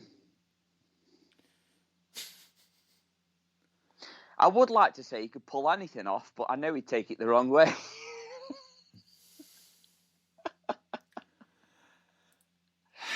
Come on, anyway, we need to get through this PWL show, otherwise the pub's going to be fucking closed. And that's what he's stating. I'm only joking, by the way. I don't want to go to the pub. I've got alcohol in the fridge. So he doesn't need topping up? No. I'm the only weirdo that keeps a bottle of Jack Daniels in the fridge because I like it cold. What? Yeah, exactly. I question myself on it every time. I'm like, why do I even leave it in the fridge? What? It's the same with Southern Comfort as well. I'm exactly the same. I'll leave all my shorts in the fridge. And no, I don't mean my boxer shorts or my shorts that I go swimming in, or the ones that I lay half naked on a sunbed in. No. It's not that big of a deal. Bear this in mind. Get a grip, I haven't man. touched alcohol in God knows how long. That's because that's probably the reason why you haven't been touched in how long. Due to health reasons and also personal choices, I am just going to state that, Jack Daniels used to be one of my favourite drinks. You just don't put it in the fridge! Well, it's in the fucking fridge and that's where it's fucking staying. What the fuck? You got cupboards! What the fuck? Yeah, but I've got garlic What's in the wrong cupboard. with you? And fucking tins and everything like that. So no, it doesn't make sense. It stays in the fucking fridge. It's What's wrong with you? It's kept cold. You know what's wrong with me. That's just... What the fuck? It's just because I teased you with my pizza last night. No. Regardless of that, that's just... No, I'm now offended. You've now offended me with having Jack Daniels in a fucking fridge. What the fuck? You know something? I have literally slated Matt Burns in any way that I could possibly think of, but apparently it's the act of Hades to put it in the fridge. Damn right it is. What the hell? Well, it's not like you've got fucking drink it, so, you know. I feel like doing a bit of a CM Punk and just screaming out, apologise! No. Yeah, you get in the fridge? Yes. Energy drinks? Goddamn right. Wait, hang on a minute. You just said you would keep Jaeger in the fridge. Yes. And you have the audacity to say that Jack Daniels is not allowed. Jaeger's okay because that's meant to be chilled. It says on the fucking bottle. It says it on the fucking bottle. Then why did they leave it on the side then before they pour it in your fucking glass? Have you actually seen the actual machine that they actually have it in? Where do you think they store it? I have in many a fucking machines fridge? that I put things in. Uh-huh. One or so happens to be an American-style fridge freezer with my Jack Daniels in it. Nah, I'm disappointed in you. You can be disappointed as much as you want. I'm disappointed in you. You're disappointed in me. Can we please get on with the fucking show because I want to get it through this fucking PWL show. For a minute then, I thought you would say I want to get home, man. I was waiting for you to say, I want to get home, but you're home. Yeah, I want to go home. Show me the way to go home. It's just absolutely hilarious. But anyway, let's get back to where we were. After someone's being very angsty and almost it seems like he was still a teenager. No, I was not. I wasn't. You're the little bitch that started crying over spilt fucking milk, or in this case, fucking cool Jack Daniels. I wasn't referring to you. I wasn't referring to you then. I was on about Mr. Negative. Mr. Tron. Negatron. Negatron. All gimmicks depending to the burning truth. Oh my god, that's his new gimmick now. They might That's it. actually bloody thingy, and it might actually teach him a lesson for slagging off fucking Other wrestling slagging off companies. people behind the backs. Yeah, Negatron. Negatron. He's just literally, I'm here. My name is Megatron. Quiet, you.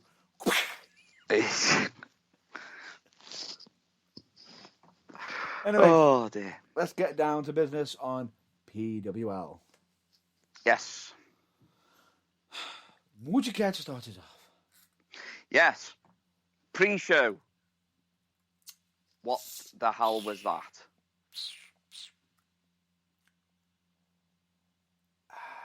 Why? What? What was it? I don't get it. You got somebody that's meant to be a heel that doesn't act very heelish, and you got somebody as a face that Who doesn't act like a face? it doesn't act like a face and doesn't really work the crowd. None of What's them that were all the crowd. about? And none of them actually lived up to their gimmick. No. I'm going to put it down the whole as... match, from start to finish, it was...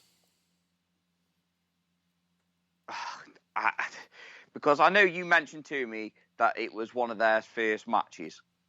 That wasn't me who said that. Okay, that was Big Rich then. I knew one of you said it. Not me. So, Face's first match. I can't remember the names because I'm fucking shocking with names as it is. I can't even remember Matt Burns' name half the time. Which gimmick? Exactly. So I just call him Tossie. Or Seymour Segal. And that's going to stick, isn't it? Oh yeah, like shit to a blanket. It could be worse. It could be on a car bonnet.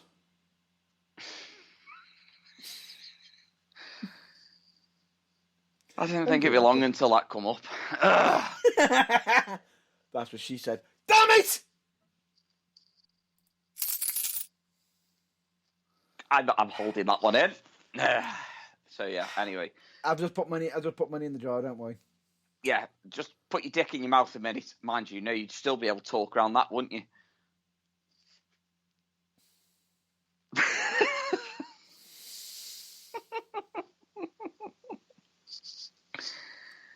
Oh. Nope.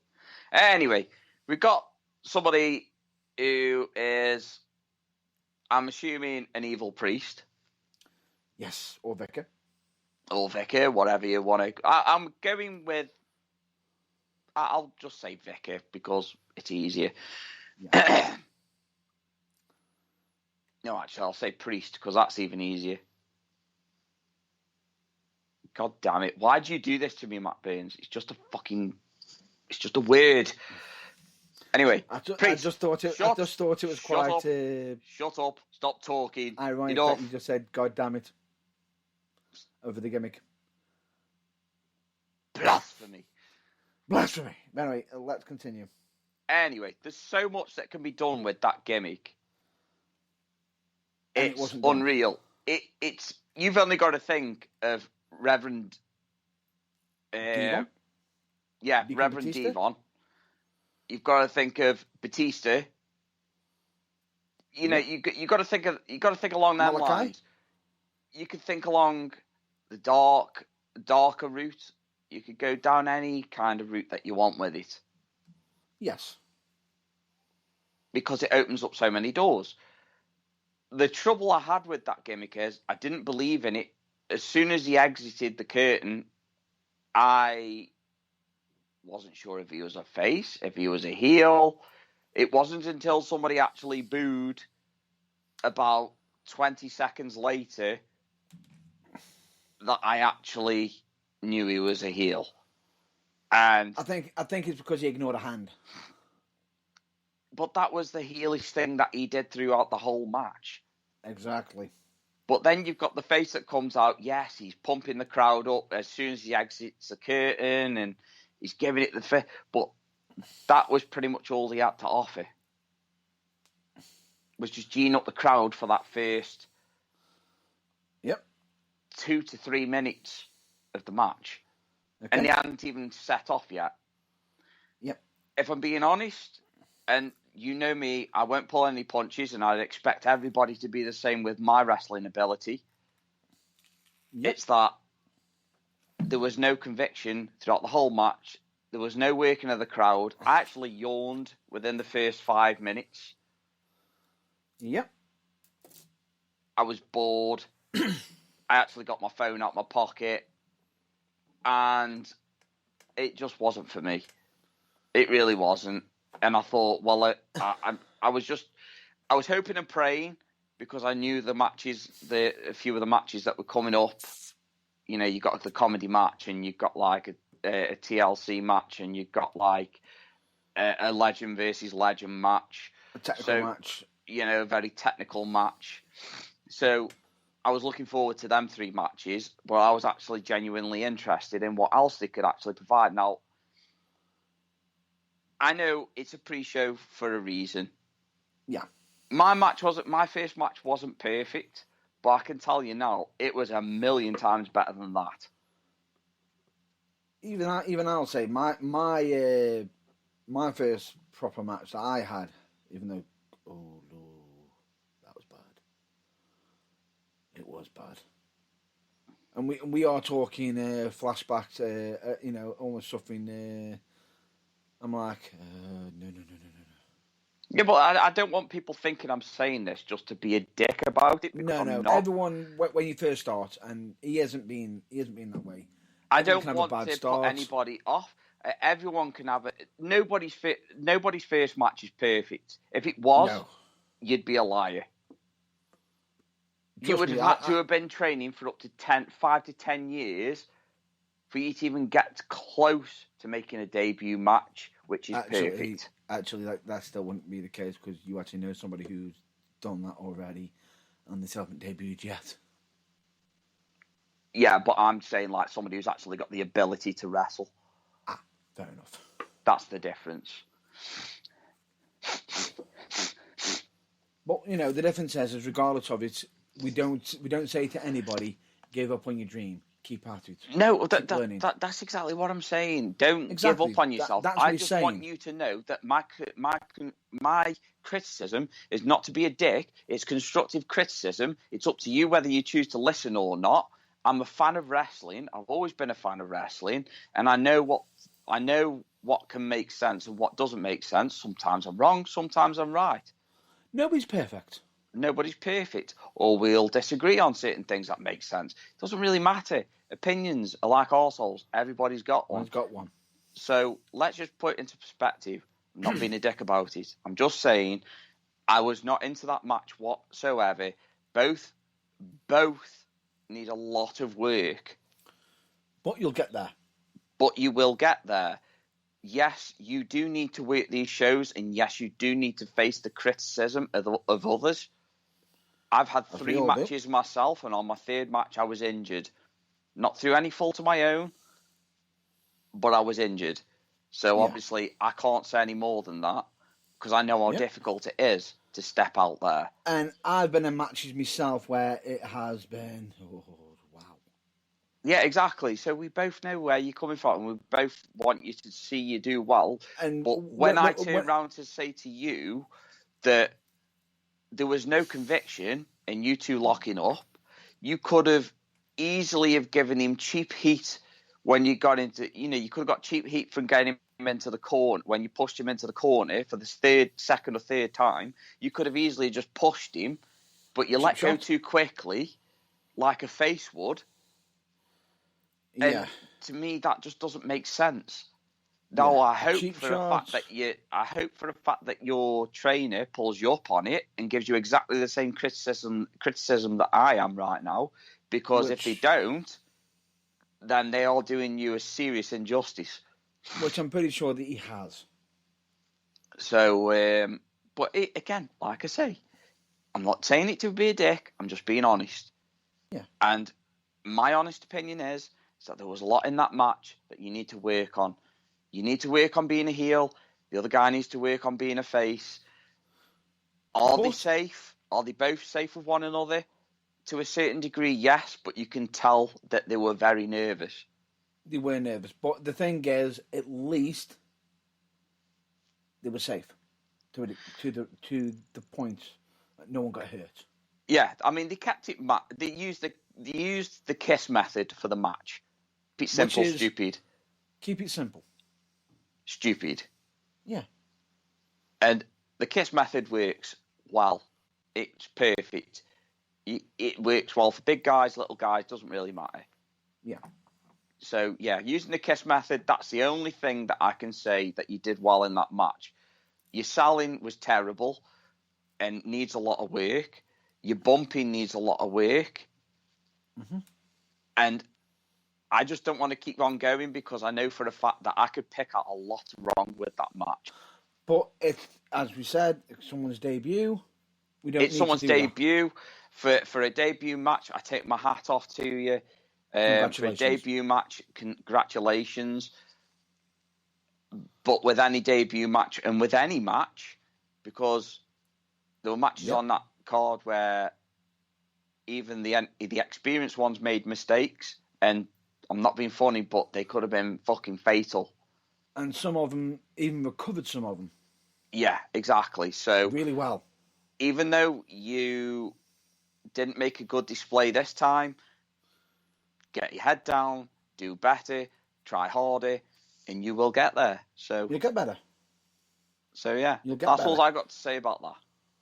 You will get better because, like it or not, regardless of it's, you could be a first show, second show, 5 years, 10 years, whatever. You're guaranteed everyone makes mistakes. Yeah, exactly. Everyone. But the other reason why I'm putting a lot of emphasis on this match is because even though it was bad, and I mean it was really bad, it wasn't terrible. No. They got the basics down, as in, they got down the basics as such. They kept it simple. The one thing I will say is to the villain, you finish. Bit of timing on the landing. Yeah. Better timing on the landing, but then again, timing was off in that match anyway, so yeah. So it was to be expected. The only thing I will say is, take your time. Yeah, and also less talking. Less is more. Less talking. If you're going to talk, don't do it near the ropes. Yeah. But anyway, I only want to put emphasis on that match is because it's a debut match, and whether they listen in or not, I'm not really bothered. But if you do, fair enough. If you can use our feedback creatively, if you ever want any feedback offers, general or even just private feedback, messages. Obviously, we're not pointing fingers who they are, but at the end of the day, you want feedback, just ask. But like I say, I want to move on now because we're rambling. Yeah, please do. So, the opening match of the main show. Yes. Fatal 4-Way. Yes. I was happy with that. From start to finish, it was solid. It was a good match. It's everything I wanted to see. The only thing that I really didn't want to see was the same move that gave me my injury. So it kind of made me feel a bit sick, if I'm being honest. But it's going to happen. I can't expect people to understand, because when I saw him go up and he was being pinned, I was like, shit, no, don't do it. And please, for the love of God, don't do it. Admittedly, as soon as it was happening, what's the first thing that happened? What's the first thing I did? You just wanted any reason to touch me, as per usual. No, I did not. I just literally wanted... Mate, it was... I didn't expect that myself. I didn't. And I want to make sure you were okay. That's all. Yeah, well, you did. Yeah. That's it. That's all it was. But yeah. Like I say, solid match. Really enjoyed it. But I can't really pick any fault with it, if I'm being honest. It was pretty much spot on. Yeah. I mean, a fatal four-way and a triple threat are like some of the hardest matches to work. Yeah, and props to Eddie Nermit. I mean Eddie Woods, because god damn that bruise on his arm. Did you actually see that?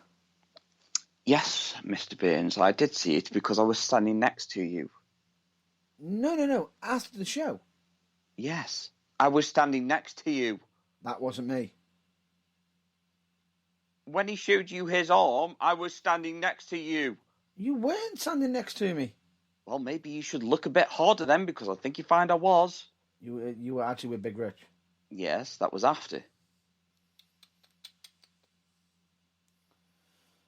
Anyway, the match in question that you're referring to, which was the heavyweight challenge phase 4, which was Johnny Thunder, Adam Idol, Cal Silver, and Eddie Woods. Yes. Yeah. Great opener. That's it. Shall we move on? Ka-ching! Moving on. Would you care to mention the next match? Oh, what was the next match? Was it the women's or the junior championship? I can't remember. Or am I off? Women's match. On that one. Body bag match. Body bag match. Solid match. Really enjoyed it. You know for a fact I've got a pet hate for a certain thing, and that is people who are related to the promoter or married or whatever to the promoter and actually getting titles. That's one of my pet hates. But from what I saw, that was actually gained on merit. And you know what? Congratulations. I really enjoyed it. Thank you very much. Yeah, really good match. Normally you could sit there and say that's normally a pet hate, but it's not a pet hate when the actual person actually puts in the hard work and dedication and puts in and makes it and they make it a good match. Yeah, exactly. So I really enjoyed that. And to be fair, you don't see many body bag matches, especially not that I've seen anyway. That's the first one I've seen on the UK itself in person. Well, there we go then. It's the Matt Burns first, everybody. He's broke his fucking cherry. He's popped his cherry. I'm pretty sure you did as well. That wasn't my cherry, my friend. That was not my cherry. And in case you won't know who was involved in the match, it was Jade Knight and Elise. Yeah, it was really good. I genuinely enjoyed it. Like I say, both knew how to work the crowd. Both knew how to be safe. Both got the characters across and put in a solid performance. Like I say, when I go into I go into it with an open mind. Yeah. I don't go into it thinking, "No, it's gonna be shit," because I don't. Well, what's the point in going then if you're gonna think like that? Exactly. There's no point in going. I would rather criticise something on what it has been rather than what it might be. Because you could be doing a disservice then. Yeah, exactly. And to be honest, to say that was a bad match or to point any fault in it would be a genuine disservice. Yeah, I'd agree with that. And I would, because both of them literally threw everything into it. And as soon as the match started, straight into it, showing, the animosity between them as well. It was great. So good storytelling. And the segment as well between I really, really enjoyed was the Miss spinning heel kick segment. Yes. Really enjoyed that because you only see that mainly in men's matches. Yeah, you do. And you don't see it very often. So when you do, it's like, it's pretty cool. You know what I mean? It's like it's good to see. It's like them street performers. You know what I mean? Yeah, and it was done nicely as well. Yeah, so it wasn't overdone. Yeah, no, it's not like it was like a proper master against someone who's learning it either. Yeah, exactly. Oh, that was another thing I just want to point out about the first match as well, the opening match. Not the pre-show. Pre-show. Go on. Too many body slams. Yeah, we'd seen 2 already. We didn't need to see another. Yeah, that's fine. That's my pet hate with CM Punk. So, you know, if CM Punk's getting criticism from me, then you know what I mean. Yeah. It wasn't the same person that did the body slams, but it doesn't matter. I've already seen one. I don't want to, you know, if you're doing like trying to best one another, that's fair enough. But other than that, make sure to fit it in part of the story. Yeah, exactly. Don't just do it for the sake of it. Anyway, so yeah, women's match really good. I think the right person won at the end of the day. Yeah. So yeah, I'm happy with that. Anything you want to point out? I was surprised the title switch. Me personally. See, well, like I say, I go in with an open mind. No. I'll explain. It helps for me is because I don't know the promotion. It was your first time there. For me, it was an unexpected surprise, seeing as it was only lost recently. But even so, I feel like it's not done yet. Well, I don't think it'd be done. No, it won't be done. Not yet. Do you know what I mean? Yeah. In fact, the only criticism that I could say about that body bag match was when she's in the body bag, and this is for the referee, unless she's specific. Yeah, ring the bell when they're zipped up, which I really don't think that was a ref's fault anyway. I think that was just premature on the announcer's side. Yep. Once the body bag is zipped up, unless they've specifically given you details like they're claustrophobic or something like that and they don't want to be stayed zipped up in it, leave them in the bag a little while. Yeah. And I know or at least leave an opening. I know that Big Rich will agree with us on that because he said so last night that, you know, what he would have done personally is got them out of the ring in the body bag. You know what I mean? Or waited until she started, or have them react to the body bag. That was my only disappointment. I wanted to see like if she is conscious in that bag, all of a sudden she has like a wave of panic and it's like, oh shit, try and fight her way out the bag, and that's when the ref opens the bag, and then she can sell. React. You know what I mean? Yeah. Not just open the bag, she flops out the ring, and then she's done. The scary thing about it is the actual mistake isn't actually on the women themselves. No, I don't think it was. I really don't. Although I still think even after the ref had unzipped the bag, she should have sold the shit out of that. Yeah. That it scared her, etc., etc. Not only would it have got a big pop for the face, but it would also made people look at you and just go, "Oh, what a coward," and blah blah blah. You know what I mean? So, or at the same time, you know, you can, depending on the situation as well. You know, it could also get a bit of, some sympathy, but also as well, because there's people who have that fear as well. Yeah, definitely. So, I'm okay with that one. Are you? Yeah, I'm okay with that one. What about the next match? So that's the junior title match, Scramble. Yes. Now, this is where I'm not happy. There was too much time for them to do too much damage to one another. And that was very telling with the moves that were being performed and with quite a few of them being very unsafe. That's not just from my perspective. That's from two other people's perspectives that were sitting right next to me. And I'm even going to say on record, some of them were, wow. Yeah, I do hope that event was recorded because if I was the trainer, I would be ripping the fuck into the kids over that. Now, I believe the match was a 20-minute time limit. I don't know. It felt longer than that. It felt like 30. It felt longer than that, yeah. It felt like 30 minutes. It just felt like 30 minutes. I think even you had to go for a toilet break after a certain move because you were just like, that's too unsafe. I can't sit here and watch somebody get injured. It was the fact of if it, I had to go because it's normally I normally stay till the end normally, but Yeah. at the time I'm just there thinking to myself, I thought the match was a bit too long. If they really wanted to showcase the danger of how close it could have been, emphasize on the time. Yeah. One thing I do just- like about PWL though is, and this is something that other promotions should take note of, is that they are actually saying how much time they've got left, like AEW do, and I really like that.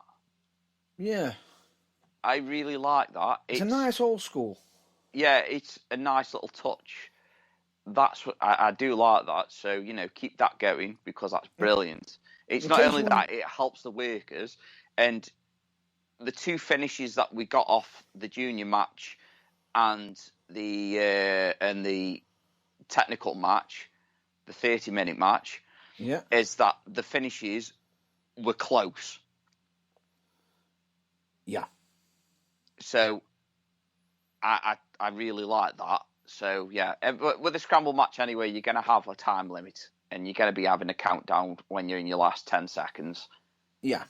Which is good. So yeah, like I say, anyway, there were too many dangerous moves. I'm just going to point out who was involved right now for you. Because I believe this was, as we said, PWL Junior Heavyweight Championship, which was being defended by Leon Jackson against Rob Valentine, Hyatt, George Thomas, Bradley Ray, Nick Powers, Basher, and Luca. Who was... What was the young girl's name again? I forgot. Hyatt. Right, Hyatt. Yeah, that was it. Now, she was the star in that match for me. Oh, yeah. Because not only did she show that she could hold her own in the ring with men, against the guys, she also portrayed the character very well. And very well. Out of all of them, her moves were the only ones that were safe. I wouldn't say I actually had any discrepancy. Now, some of them did actually do some moves that were safe, but I'm not saying every move that they did was unsafe. No. It wasn't just the fact that it wasn't just safe. The one thing that she did over on compared to other people as well wasn't just the safety of the move being done, protecting herself. Yeah, protecting herself. That was a very big fucking bugbear of that match as well. Yeah. I'm happy with sometimes some people making it look real, but there were too many chefs in that pot. Yeah. And it would have only taken one to take a knock very badly because someone hadn't protected themselves. And then that would have been two people's confidences knocked. Mid-match. I can't stress that enough. Yeah. I cannot stress. I think it was a backdrop. Was it a backdrop off the top rope in the corner when he practically landed on his fucking shoulders and his neck? Now, if he tells me that he's okay taking it like that, crack on, son. But I tell you one thing: when you get to my age, you're gonna be fucked. No. You do you, but if I'm ever in a match against you, you're not taking it that way. No, I will literally do what on a video that Matt Burns sent me the other day. I will literally fucking grab you in a chokehold and I'll choke you out. Because you ain't doing that shit around me. And I tell you one thing, is that when it comes to people doing flippy doodah shit in front of me, in a match with me, they ain't going to be doing it. They ain't going to be doing it. I don't give a flying fuck what anybody says. Control is what my colleague is trying to state. Keep things in control. We understand that. For me, I don't mind a bit of high flying seeing it, as long as it's being checked, reviewed, and regularly kept up to date and made sure. Yeah, but that's what I'm saying. You do you. But I'm telling you now, you come up in a match against me, you won't be fucking flipping around.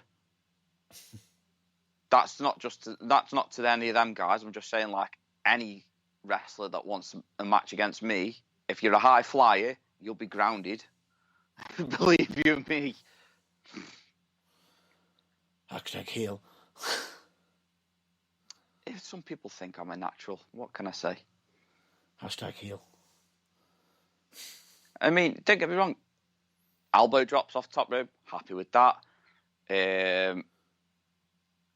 Uppercuts, Europeans off middle and top rope, happy with them. For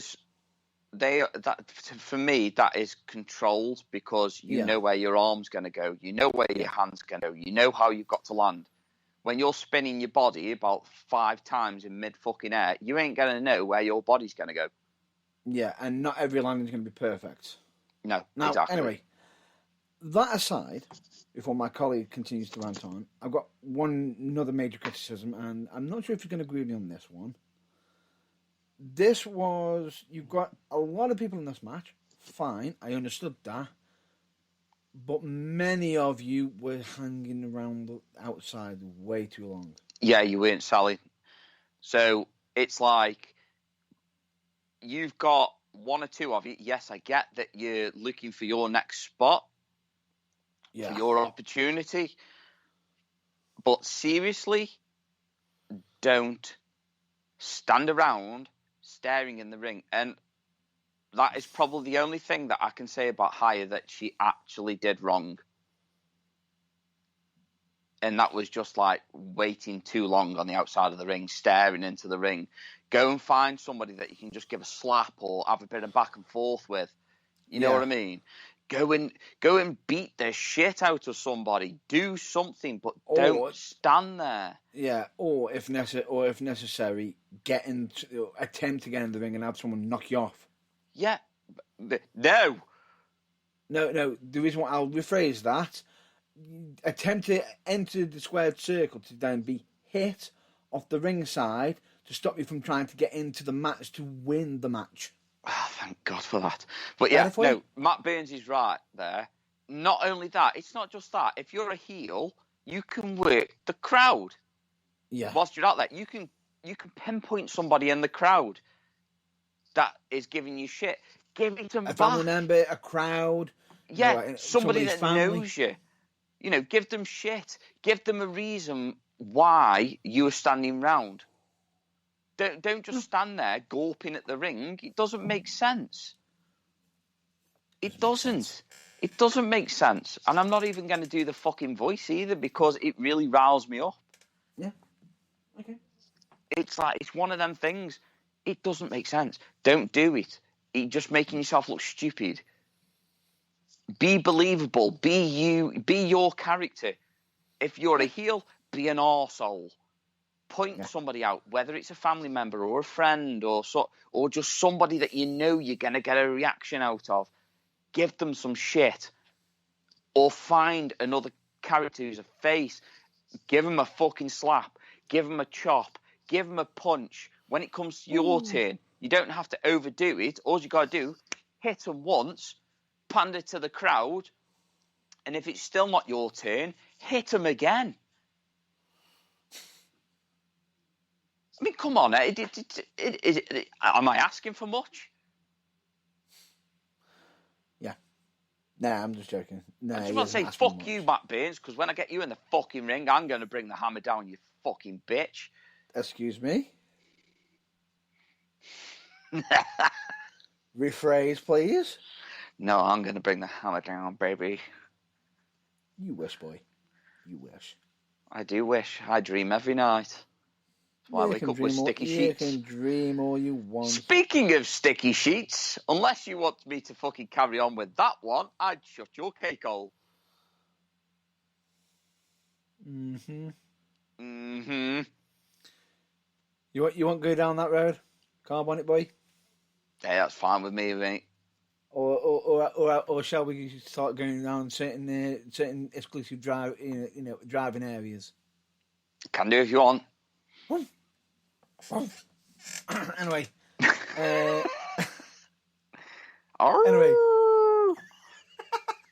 Anyway, let's continue on with the show. But yeah, anyway. Let's just say this. Actually, I think we might have actually done some of the card in incorrect order.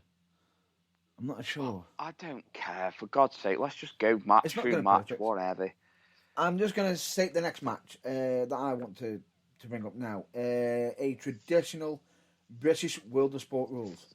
Oh yes, that was a spectacle. 6 rounds, 2 submissions, 2 pinfalls, or a KO. I wasn't sure if he actually managed to scrape his balls and then rub it in his eyes, because that looked very wrong to me. That wasn't that. That was from his hair. It was. He had his hands down his fucking dungarees. I'm in denial here. Please leave me alone. He had his hands down his I'm in denial. Please leave me alone. Circling with his fucking snooker balls. Leave me alone. I'm in denial. I hope that wasn't Vaseline down there. I'm in denial. Oh my God. I need an adult. I am an adult. Oh, I think if he screamed that out, if James Terry screamed that out, I would have laughed my head off. Oh, don't. But yeah, traditional World of Sport rules, really, really love a bit of that. Yeah, Scrubber Daly, who is a World of Sport legend. Yep. Versus James Terry. Oh, I didn't watch much of this because I needed to go toilet. I watched this match quite fondly, and believe me when I say this, nice to see a lot of the old traditions. Now, the weird thing about it is, in them days of the World of Sport days, would you believe that the referee didn't slap the mat during them days? I would believe it. They literally just brought out 1, 2, 3, but doing it with, showcasing, the counting with their fingers, and I'm trying to word this correctly without it sounding dodgy. But all the rules were really followed. I thought it was a nice touch, even though it was actually a slip up. Would you believe it? Go on. I think the idea being I think there was meant to be a kick just before the bell rang for one of the rounds. Yeah. For James Terry to kick Scrubber Daly, but the bell rung just before the kick. And the person who was in charge, who was the actual commissioner, the Sarge, literally on the fly just goes, he's going to have to give a public warning to James Terry because he kicked after the bell. Yes, I did see that bit, yeah. No, I did think that was a nice touch. That was definitely on the fly, that was. You could tell that was on the fly, easily, but it was done so nice. Yes, it was done nicely, and, it was just... the right reaction as well. Yeah. It actually gave sympathy to the babyface. It did. Especially, he was like, whoa, he's been picking on, he's been doing this, and everything's like, well, I'm sorry, rules is rules. We've got to follow them. But then you got Scrubber Daly being the villainous heel that he is. Yeah, they don't call him a scrubber for no reason. Using hairs, using everything, and even managed getting that cheap shot to get that, to eventually get the knockout. So, what was so interesting about this was the fact that it was really interesting because they didn't go down the traditional route of, the villain gets one up, and then the hero comes back. The hero managed to get a comeuppance straight away. He was like, "Oh, this is interesting," but then the villain managed to just literally sneak in that big win with a big KO, with a blatant heel cheap shot. And it was just a nice, very nice touch. Nicely done. Nicely done. Anything else you'd like to add? A breath. Was that me or you? I had the hiccups, so I had to hold my breath. No, but the point being is, nice to see an old school match. Yeah, because, like I say, it's something old can always be something enjoyable to a newer generation. Sometimes something old can be something new. Yeah, exactly. It's like when you hand an old finger dial phone to a child, and they just or a flip phone to a Brock Lesnar. yeah. I think any phone to Brock Lesnar, unless it's. I think the only thing he'd be able to understand if he sent it by pigeon. No, I think the only phone that he could probably understand is the a certain Nokia, the indestructible ones. Yeah, but even they're scared of Brock Lesnar. True. I'll test your durability. Even though I will say, it was it the 3210 that were absolutely indestructible. 32 and the 3310. They were practically indestructible. They were. I know. Anyway, I had both. Anyway, we're not talking about phones. No. Technology. But yeah, I'll agree with Matt Burns anyway on the old World of Sport rules. Scrubber Daly and John Terry is. It was just Terry. James Terry. Sorry, fucking John. Where have I had John from? James Terry. Apologies. It was just like I say. It was a bit of fun. Yep. It was just a bit of fun, and that's what we miss sometimes in wrestling is fun, and that's what wrestling is. It's fun. Yeah, old school, and it was just nice. Yeah. Just nice. But anyway, we need to move on to the next match. That we do. And I believe this is what we are going to be saying is our match of the night. No, it's not. What match are you heading for?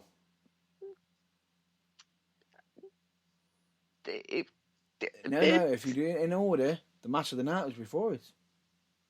No, we were doing it in order. I thought we were saving that match and the fucking main event till last. Okay, that's fine.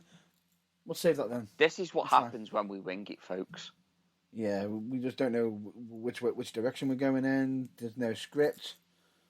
The burning truth like a box of chocolates, Jenny.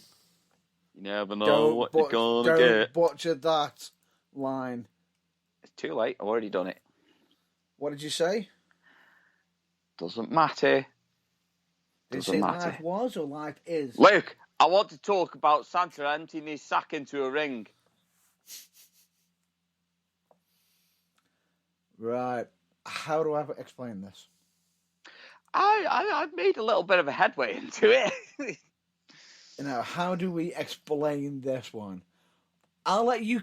Right. The name I would have given it, me personally, would have been... Secret Santa match.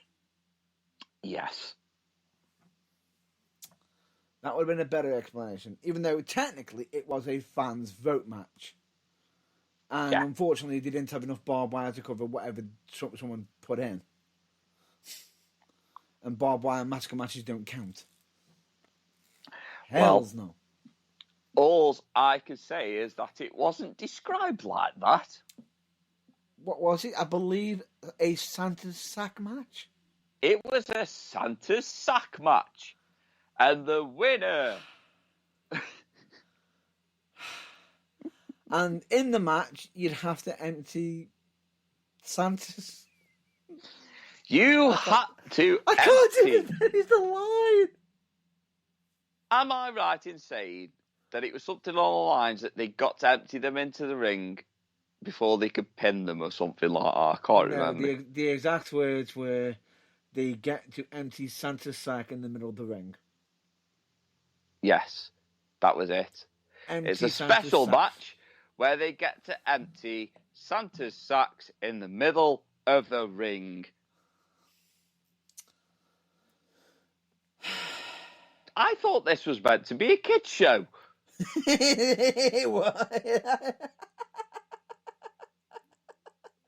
We were sat at the back in hysterics. whilst everyone mother with their child was literally holding their hands over their ears. And also looking back at us going, really? Yes, you childish bastards. Or not being funny, when he pulled a hammer out of Santa's sack, that was it then. You lost me. Dropping the hammer time. Hammer time, wet floor sign, must have been moist. Brushes that were sweeping the nation. They've made a mess of his ring. And then even pulling crackers. Oh my God. When they were pulling each other's crackers, oh my God. And then on top of that, one of them decides to put on a crown. Yeah. And And what was it? What was the line that was actually used? He's crowning. Oh my God. He is crowning in the ring.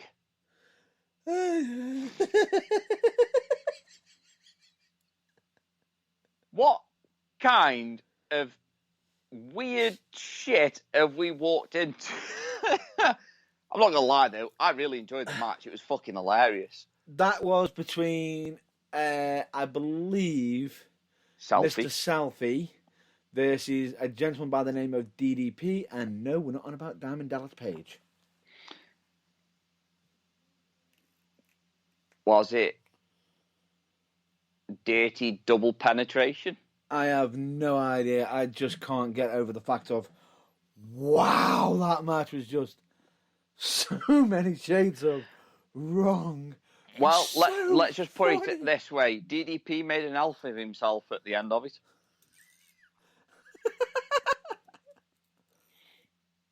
Wow. It was a fun match. I really enjoyed that one. That was just enough for me to top it off. Watching an old World of Sport rules fucking 1v1 match, and then you get to see a comedy match like that. Where that was just pure genius. was it a choke slam or a power bomb onto that box, that cardboard box? I think it was possibly a World's Strongest Slam. Was it World's Strongest Slam? I was sure it was power bomb. Oh no, that was the power bombs in the final match. Yeah, that's later. Oh God, when we saw him turn the box upside down, we were like, that's actually a hard cardboard box. That's gonna fucking suck. You sicko! And it's like, Jesus Christ. I think the only way they could have made that even worse is if they decided to invite gummy bears into the ring. Yeah. And if you notice, no, we're not saying this. We're not going to say Lego. All I'm going to say is, with Santa's sacks being emptied in the ring, I'm surprised that they weren't a combination of cream and glazed fillings. Oh, I believe there was also some tinsel as well. Oh yes, he got choked by his tinsel. Could have been worse. Could have been schnitzel. Why? The tone was already lowered enough in that match. Why would you bring it down anymore? I've been around you too much. Any excuse. Damn right. Oh. It was just absolutely crazy enough. It didn't have to be a technical masterclass, but for the comedy, it hits all the right areas. It was just funny as fuck. Yeah, and I was literally bouncing in the chair with laughing. Job done. Job done. For me, that is like job done. I don't even need to say anything else about it because it's just job done. Yeah. And I think what was even more funny was when the guy, where he was against Mr. Selfie, was going, what? Yeah. Because obviously fucking stupid noises like that when people are selling makes me laugh. Oh, hell yeah. So anyway, we need to move on because we're rambling. I'm getting tired. Yep. So we need to move on and push through. But I do want to... I just realised how long we've been on. I want to actually go through the main event first, if that's okay with you.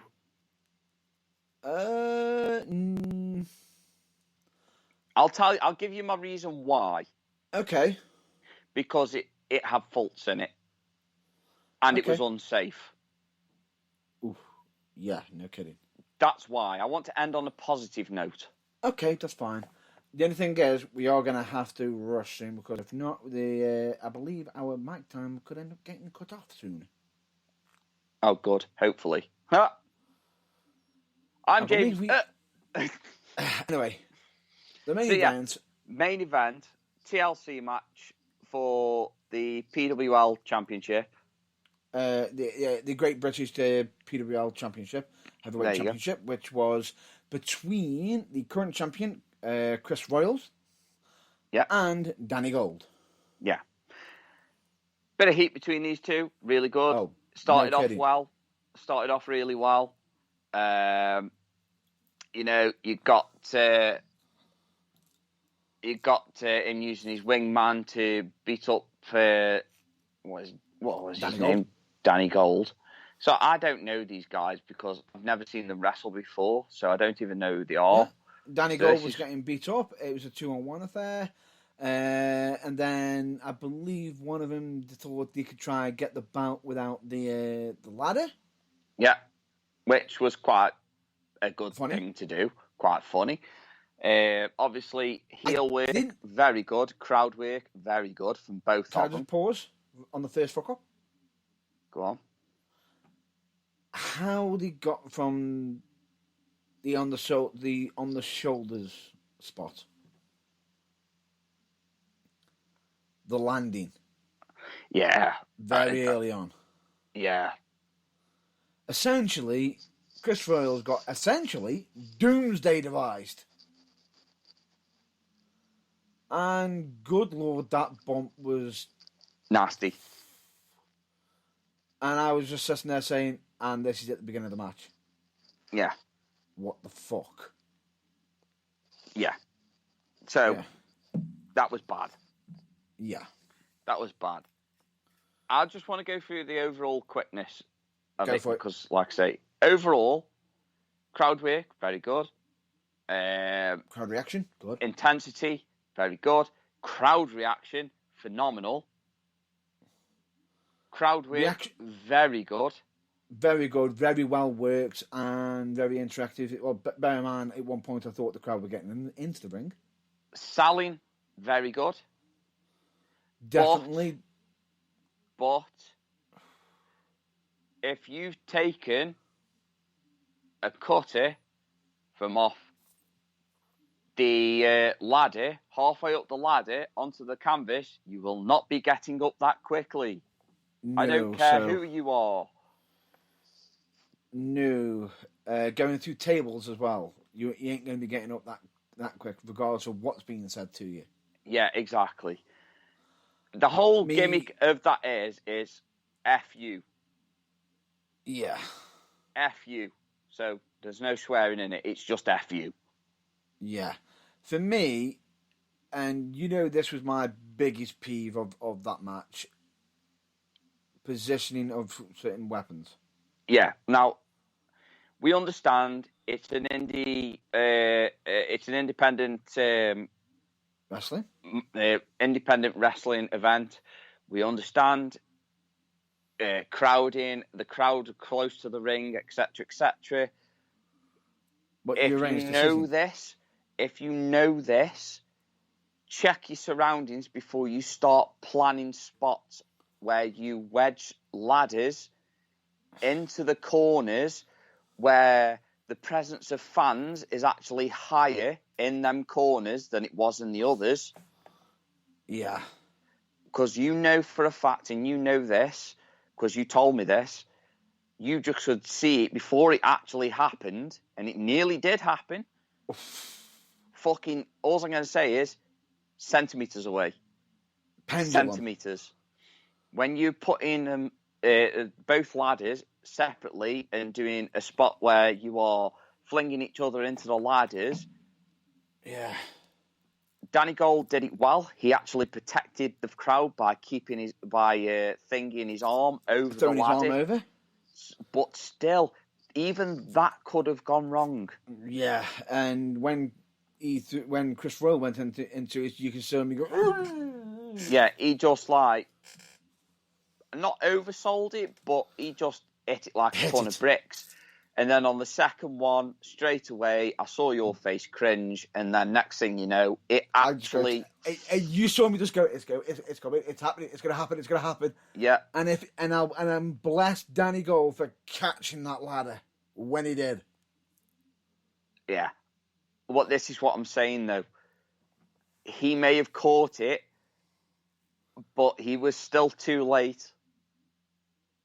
Because the damage would have already been done, because that woman would have been a few teeth missing, I tell you that now, from how close she was. If she didn't react, it would have hit her. Yeah. It's unsafe, guys. That's not cool. I don't get... You know something, actually? Since my accident, I've been a stickler for, like, seeing what's safe and what isn't. That was not safe. That was not cool. I'm not cool with it. Yeah. And I'm hoping that anybody with any sense would tell you so too. I'm normally a bit more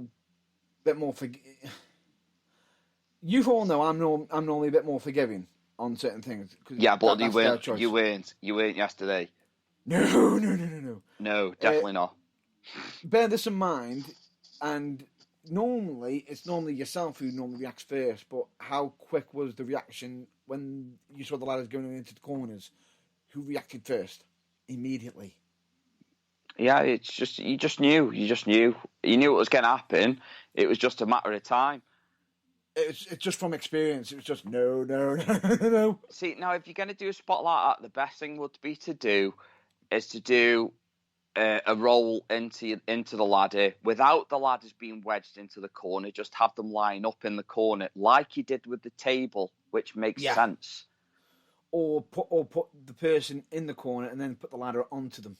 Yeah, exactly. So don't you did that the second time? Well, no, about the fourth time when you sandwiched in between the two ladders. Yeah. But still, the ladder that was wedged in between the two ropes still came out.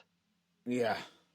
Because he was too busy holding on to the ladder that you had put in front of him. So, sorry, guys. Not good enough. And if you're going to do a bridge, make sure you put the actual ends of the thingy on the actual rope and have the ladder a bit further back. It's going to do a move onto the ladder. Yeah. And my God, how long did it take that referee to grab that ladder? How long did what, sorry? How long did it take the referee to grab the end of that ladder? Oh my God, yeah. What the fuck, ref? Jesus Christ almighty. It's bouncing. It's like, he's all about chastising Royals' bodyguard for getting in the ring and powerbombing fucking Danny Gold fucking several times, about 2 or 3 times, should I say. But then when it comes to them wedging a ladder between the ropes and the other ladder, so he's got a platform to stand on, the ref just stands there and doesn't hold on to the ladder to make it safe. You even hear me saying, grab the ladder, grab the ladder. Grab the fucking ladder! Yeah. Both of us were sitting there just going, my God, what's the referee doing? Why is he just standing there? Why isn't he grabbing the ladder? Grab the ladder, ref. Ref! Because if he didn't grab that ladder when he did, and someone slammed onto it, that ladder could have flung out into the crowd. And again! Yeah. I mean, for me, I wasn't much of a fan of Danny Gold, but obviously he's a fan favourite, so hats off to the lad. Danny Gold is a very popular favourite, and it's normally... I will say that... I thought their last match before, the street fight, was far better. Yeah. So, anyway, like I say, I'm just giving my own opinions, not my cup of tea. But at the end of the day, you know what I'm like with it was a ball. With characters. If you're just going to be generic wrestler 101 or 2099, then I'm not going to be invested. And there was a few on there. Yeah, to be normally fair. Danny Gold comes out all in gold normally, as well. Yeah, he might For have one to reason. change it. If he got bookings anywhere else, though, with a certain other individual, he'd have to change his music. Yeah, potentially. But at least he's got the different gear colours as well, just in case as well. Yeah. At least. But then, yeah, like I say, it just obviously a fan favourite. So my first time watching him, and I wasn't impressed with what I saw. Okay, that's fine. Final moments of it. I'm just going to say, fair enough. We understand that the big feel of it is F Chris Royals was the slogan that was coming across from the fans. Actually having Chris Royals saying, "Fuck you, Danny Gold." On a on a kids show, not okay. A bit much. Not okay. A bit much. I understand that you might be swearing. You can get away with certain things, but he should have just gone F Danny Gold like they've been doing. It's either that or he could have done something along the lines of everyone keeps saying F me, F you, and you know what I mean. He could have done something like that, and it would have gotten more attention than fuck you, because I actually heard mums in the audience gasping as if to say, "What the fuck? That is not cool." Yeah. So no, not cool. Yeah. Not cool at all. However, I do feel that the right person won the match. Yeah, I mean, don't get me wrong. I say he's not my cup of tea, but it's like I say, this is... Just let me finish a sec, because I really need to get it out of my system. It's just that, even though I say he's not my cup of tea, all I can say is that he definitely deserved to win. He went out, he really deserved to win that match. But what I need to say is that it's my first time watching him, and watching them both from that display, I wasn't overly impressed. Right. Okay. With the in-ring work, like the storytelling, the in-ring work, I wasn't happy with it. No, that's fine. But I'm not saying it was all terrible though, because obviously I gave quite a lot of compliments at the start, so it's not all bad. Correct. Right, we've got a short amount of time, and we've got Mark Henry time. It's time for the main event. The main event, or as we say, what we call the match of the night. That was the main event, what we just mentioned, but the match of the night has to go to the 2 out of 3 falls match, technical match between Mad Dog Max and Dean Allmark. Both of them did absolutely phenomenal in this match. Yeah, I'll tell you now that that's my first time actually being able to watch Dean Allmark, and coming from a fellow Stokey, that is probably just like a massive insult to him. But, I can't help not being involved in wrestling for that long. But, mate, honestly, you knocked it out the fucking park. I was absolutely... As soon as I knew it was on the card, and I just said to him, goes, did I not call it before the match even started? Yeah. And what was it? A masterclass on how... Oh, it was brilliant. It was brilliant. You wanted to watch a technical slobber knocker, and you got it right there. You didn't need crazy bumps. You didn't need fucking crazy flips. Flippy doos. You just needed two faces, very popular with the crowd, go at it, technical, respect. Honestly, pure brilliant. That's why I wanted to save it for last, because it was perfect. Masterclass, perfect. It gave me everything that I would hope to have seen from Dean Allmark.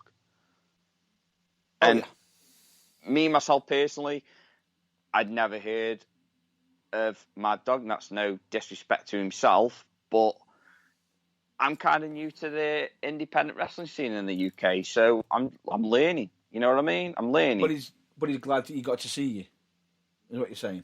Yeah, that's what I mean. I'm glad that I actually got to see it, because as the storytelling goes, it's the first time it's taken them 20 years to do that match. But damn, they knocked it out of the park. We want more. We want more. We want more. When he says, like, the next match is going to be 60 minutes after, and it's like, fuck. You ever seen Dean Allmark fucking cry in his hands? He's like, no! No! But at the same time, the crowd like, yes! Exactly. Give the fans what they want. And you know what? You do that 60-minute match, I will be fucking there, guys. I will be there because that would be fantastic to watch. I believe you mentioned it being in March. Yes. So as soon as that match pops up on a poster or advertised anywhere, tickets are being bought. Exactly. There's not a lot we can say about that match. I don't want to break it down because we'd be here all fucking night. And we ain't got all night. No, we haven't. We'd have to do a part 2. Exactly. And more. And more. That's how good it was. That's how much I enjoyed it. But anyway, I was happy with the overall show. So yeah, it was It was a solid for me. If I was to start giving things ratings out of 10, or no, 0 to 5 stars, I would have given that a solid 4. Yeah. The thing is, not everyone has a perfect show. No, definitely not. You can't, because you're entrusting other people to put on a decent show, and if they fail, then the show gets let down a little bit. And I say that myself, being a promoter as well. Yeah, all right. Put your dick away. And yourself, being involved in You Kid Away. Yeah, exactly. That's why I said put your dick away. I've got mine out already. Behave yourself. But anyway, point being never. Point being is, not everything can go perfect. And the thing is, something might seem perfect, but there'll be something that could have been done better.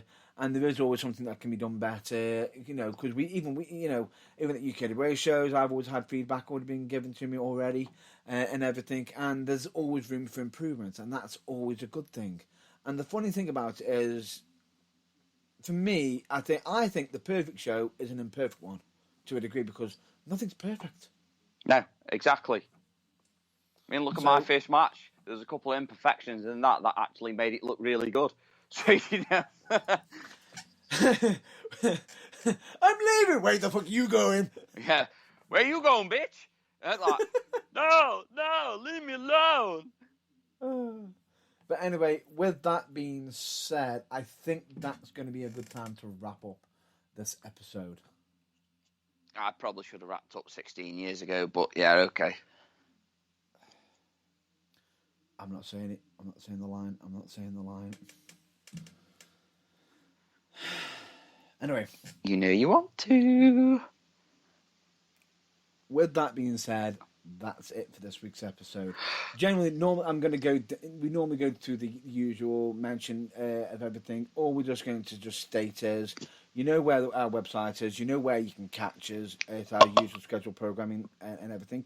However, as this is technically the last live episode of The Burning Truth for this year. Yes, even though if it was up to Matt Burns, it would have been pre-recorded. But it happens. But to be honest with you, I'm glad we've had it live. Oh my God. I'm glad it's live. But anyway, with that being said, genuinely, thank you very much for listening again. We hope you always enjoy our content. We will be doing out a Christmas message at some point, and also be sending out New Year messages as well. But we'll always be advocates of mental health as such. But with that being all said and done, you know where to catch us. You know what website we're on. You know what links we have. Don't be upset due to external links, because we have no control over them. But genuinely, I've been Matt Burns. I have been Irvine. He's been James Irvine. We also want to give a massive shout out to the absolute legend, or legend as he calls himself, who is actually from Stoke-on-Trent, none other than Keith Myatt. What? Absolute legend. he calls it himself. But genuinely, thank you very much for listening in. And we also, of course, give a big shout out to Big Rich, who also got us tickets for the PWL show as well. So with that, thank you very much for listening to this episode. We hope you all stay well, stay safe, and as always, check out your local wrestling if there is any available for this year. Until then, catch you later. And it has been emotional. Bye, sleepy time. So till then, catch you later. Bye. Have a great night.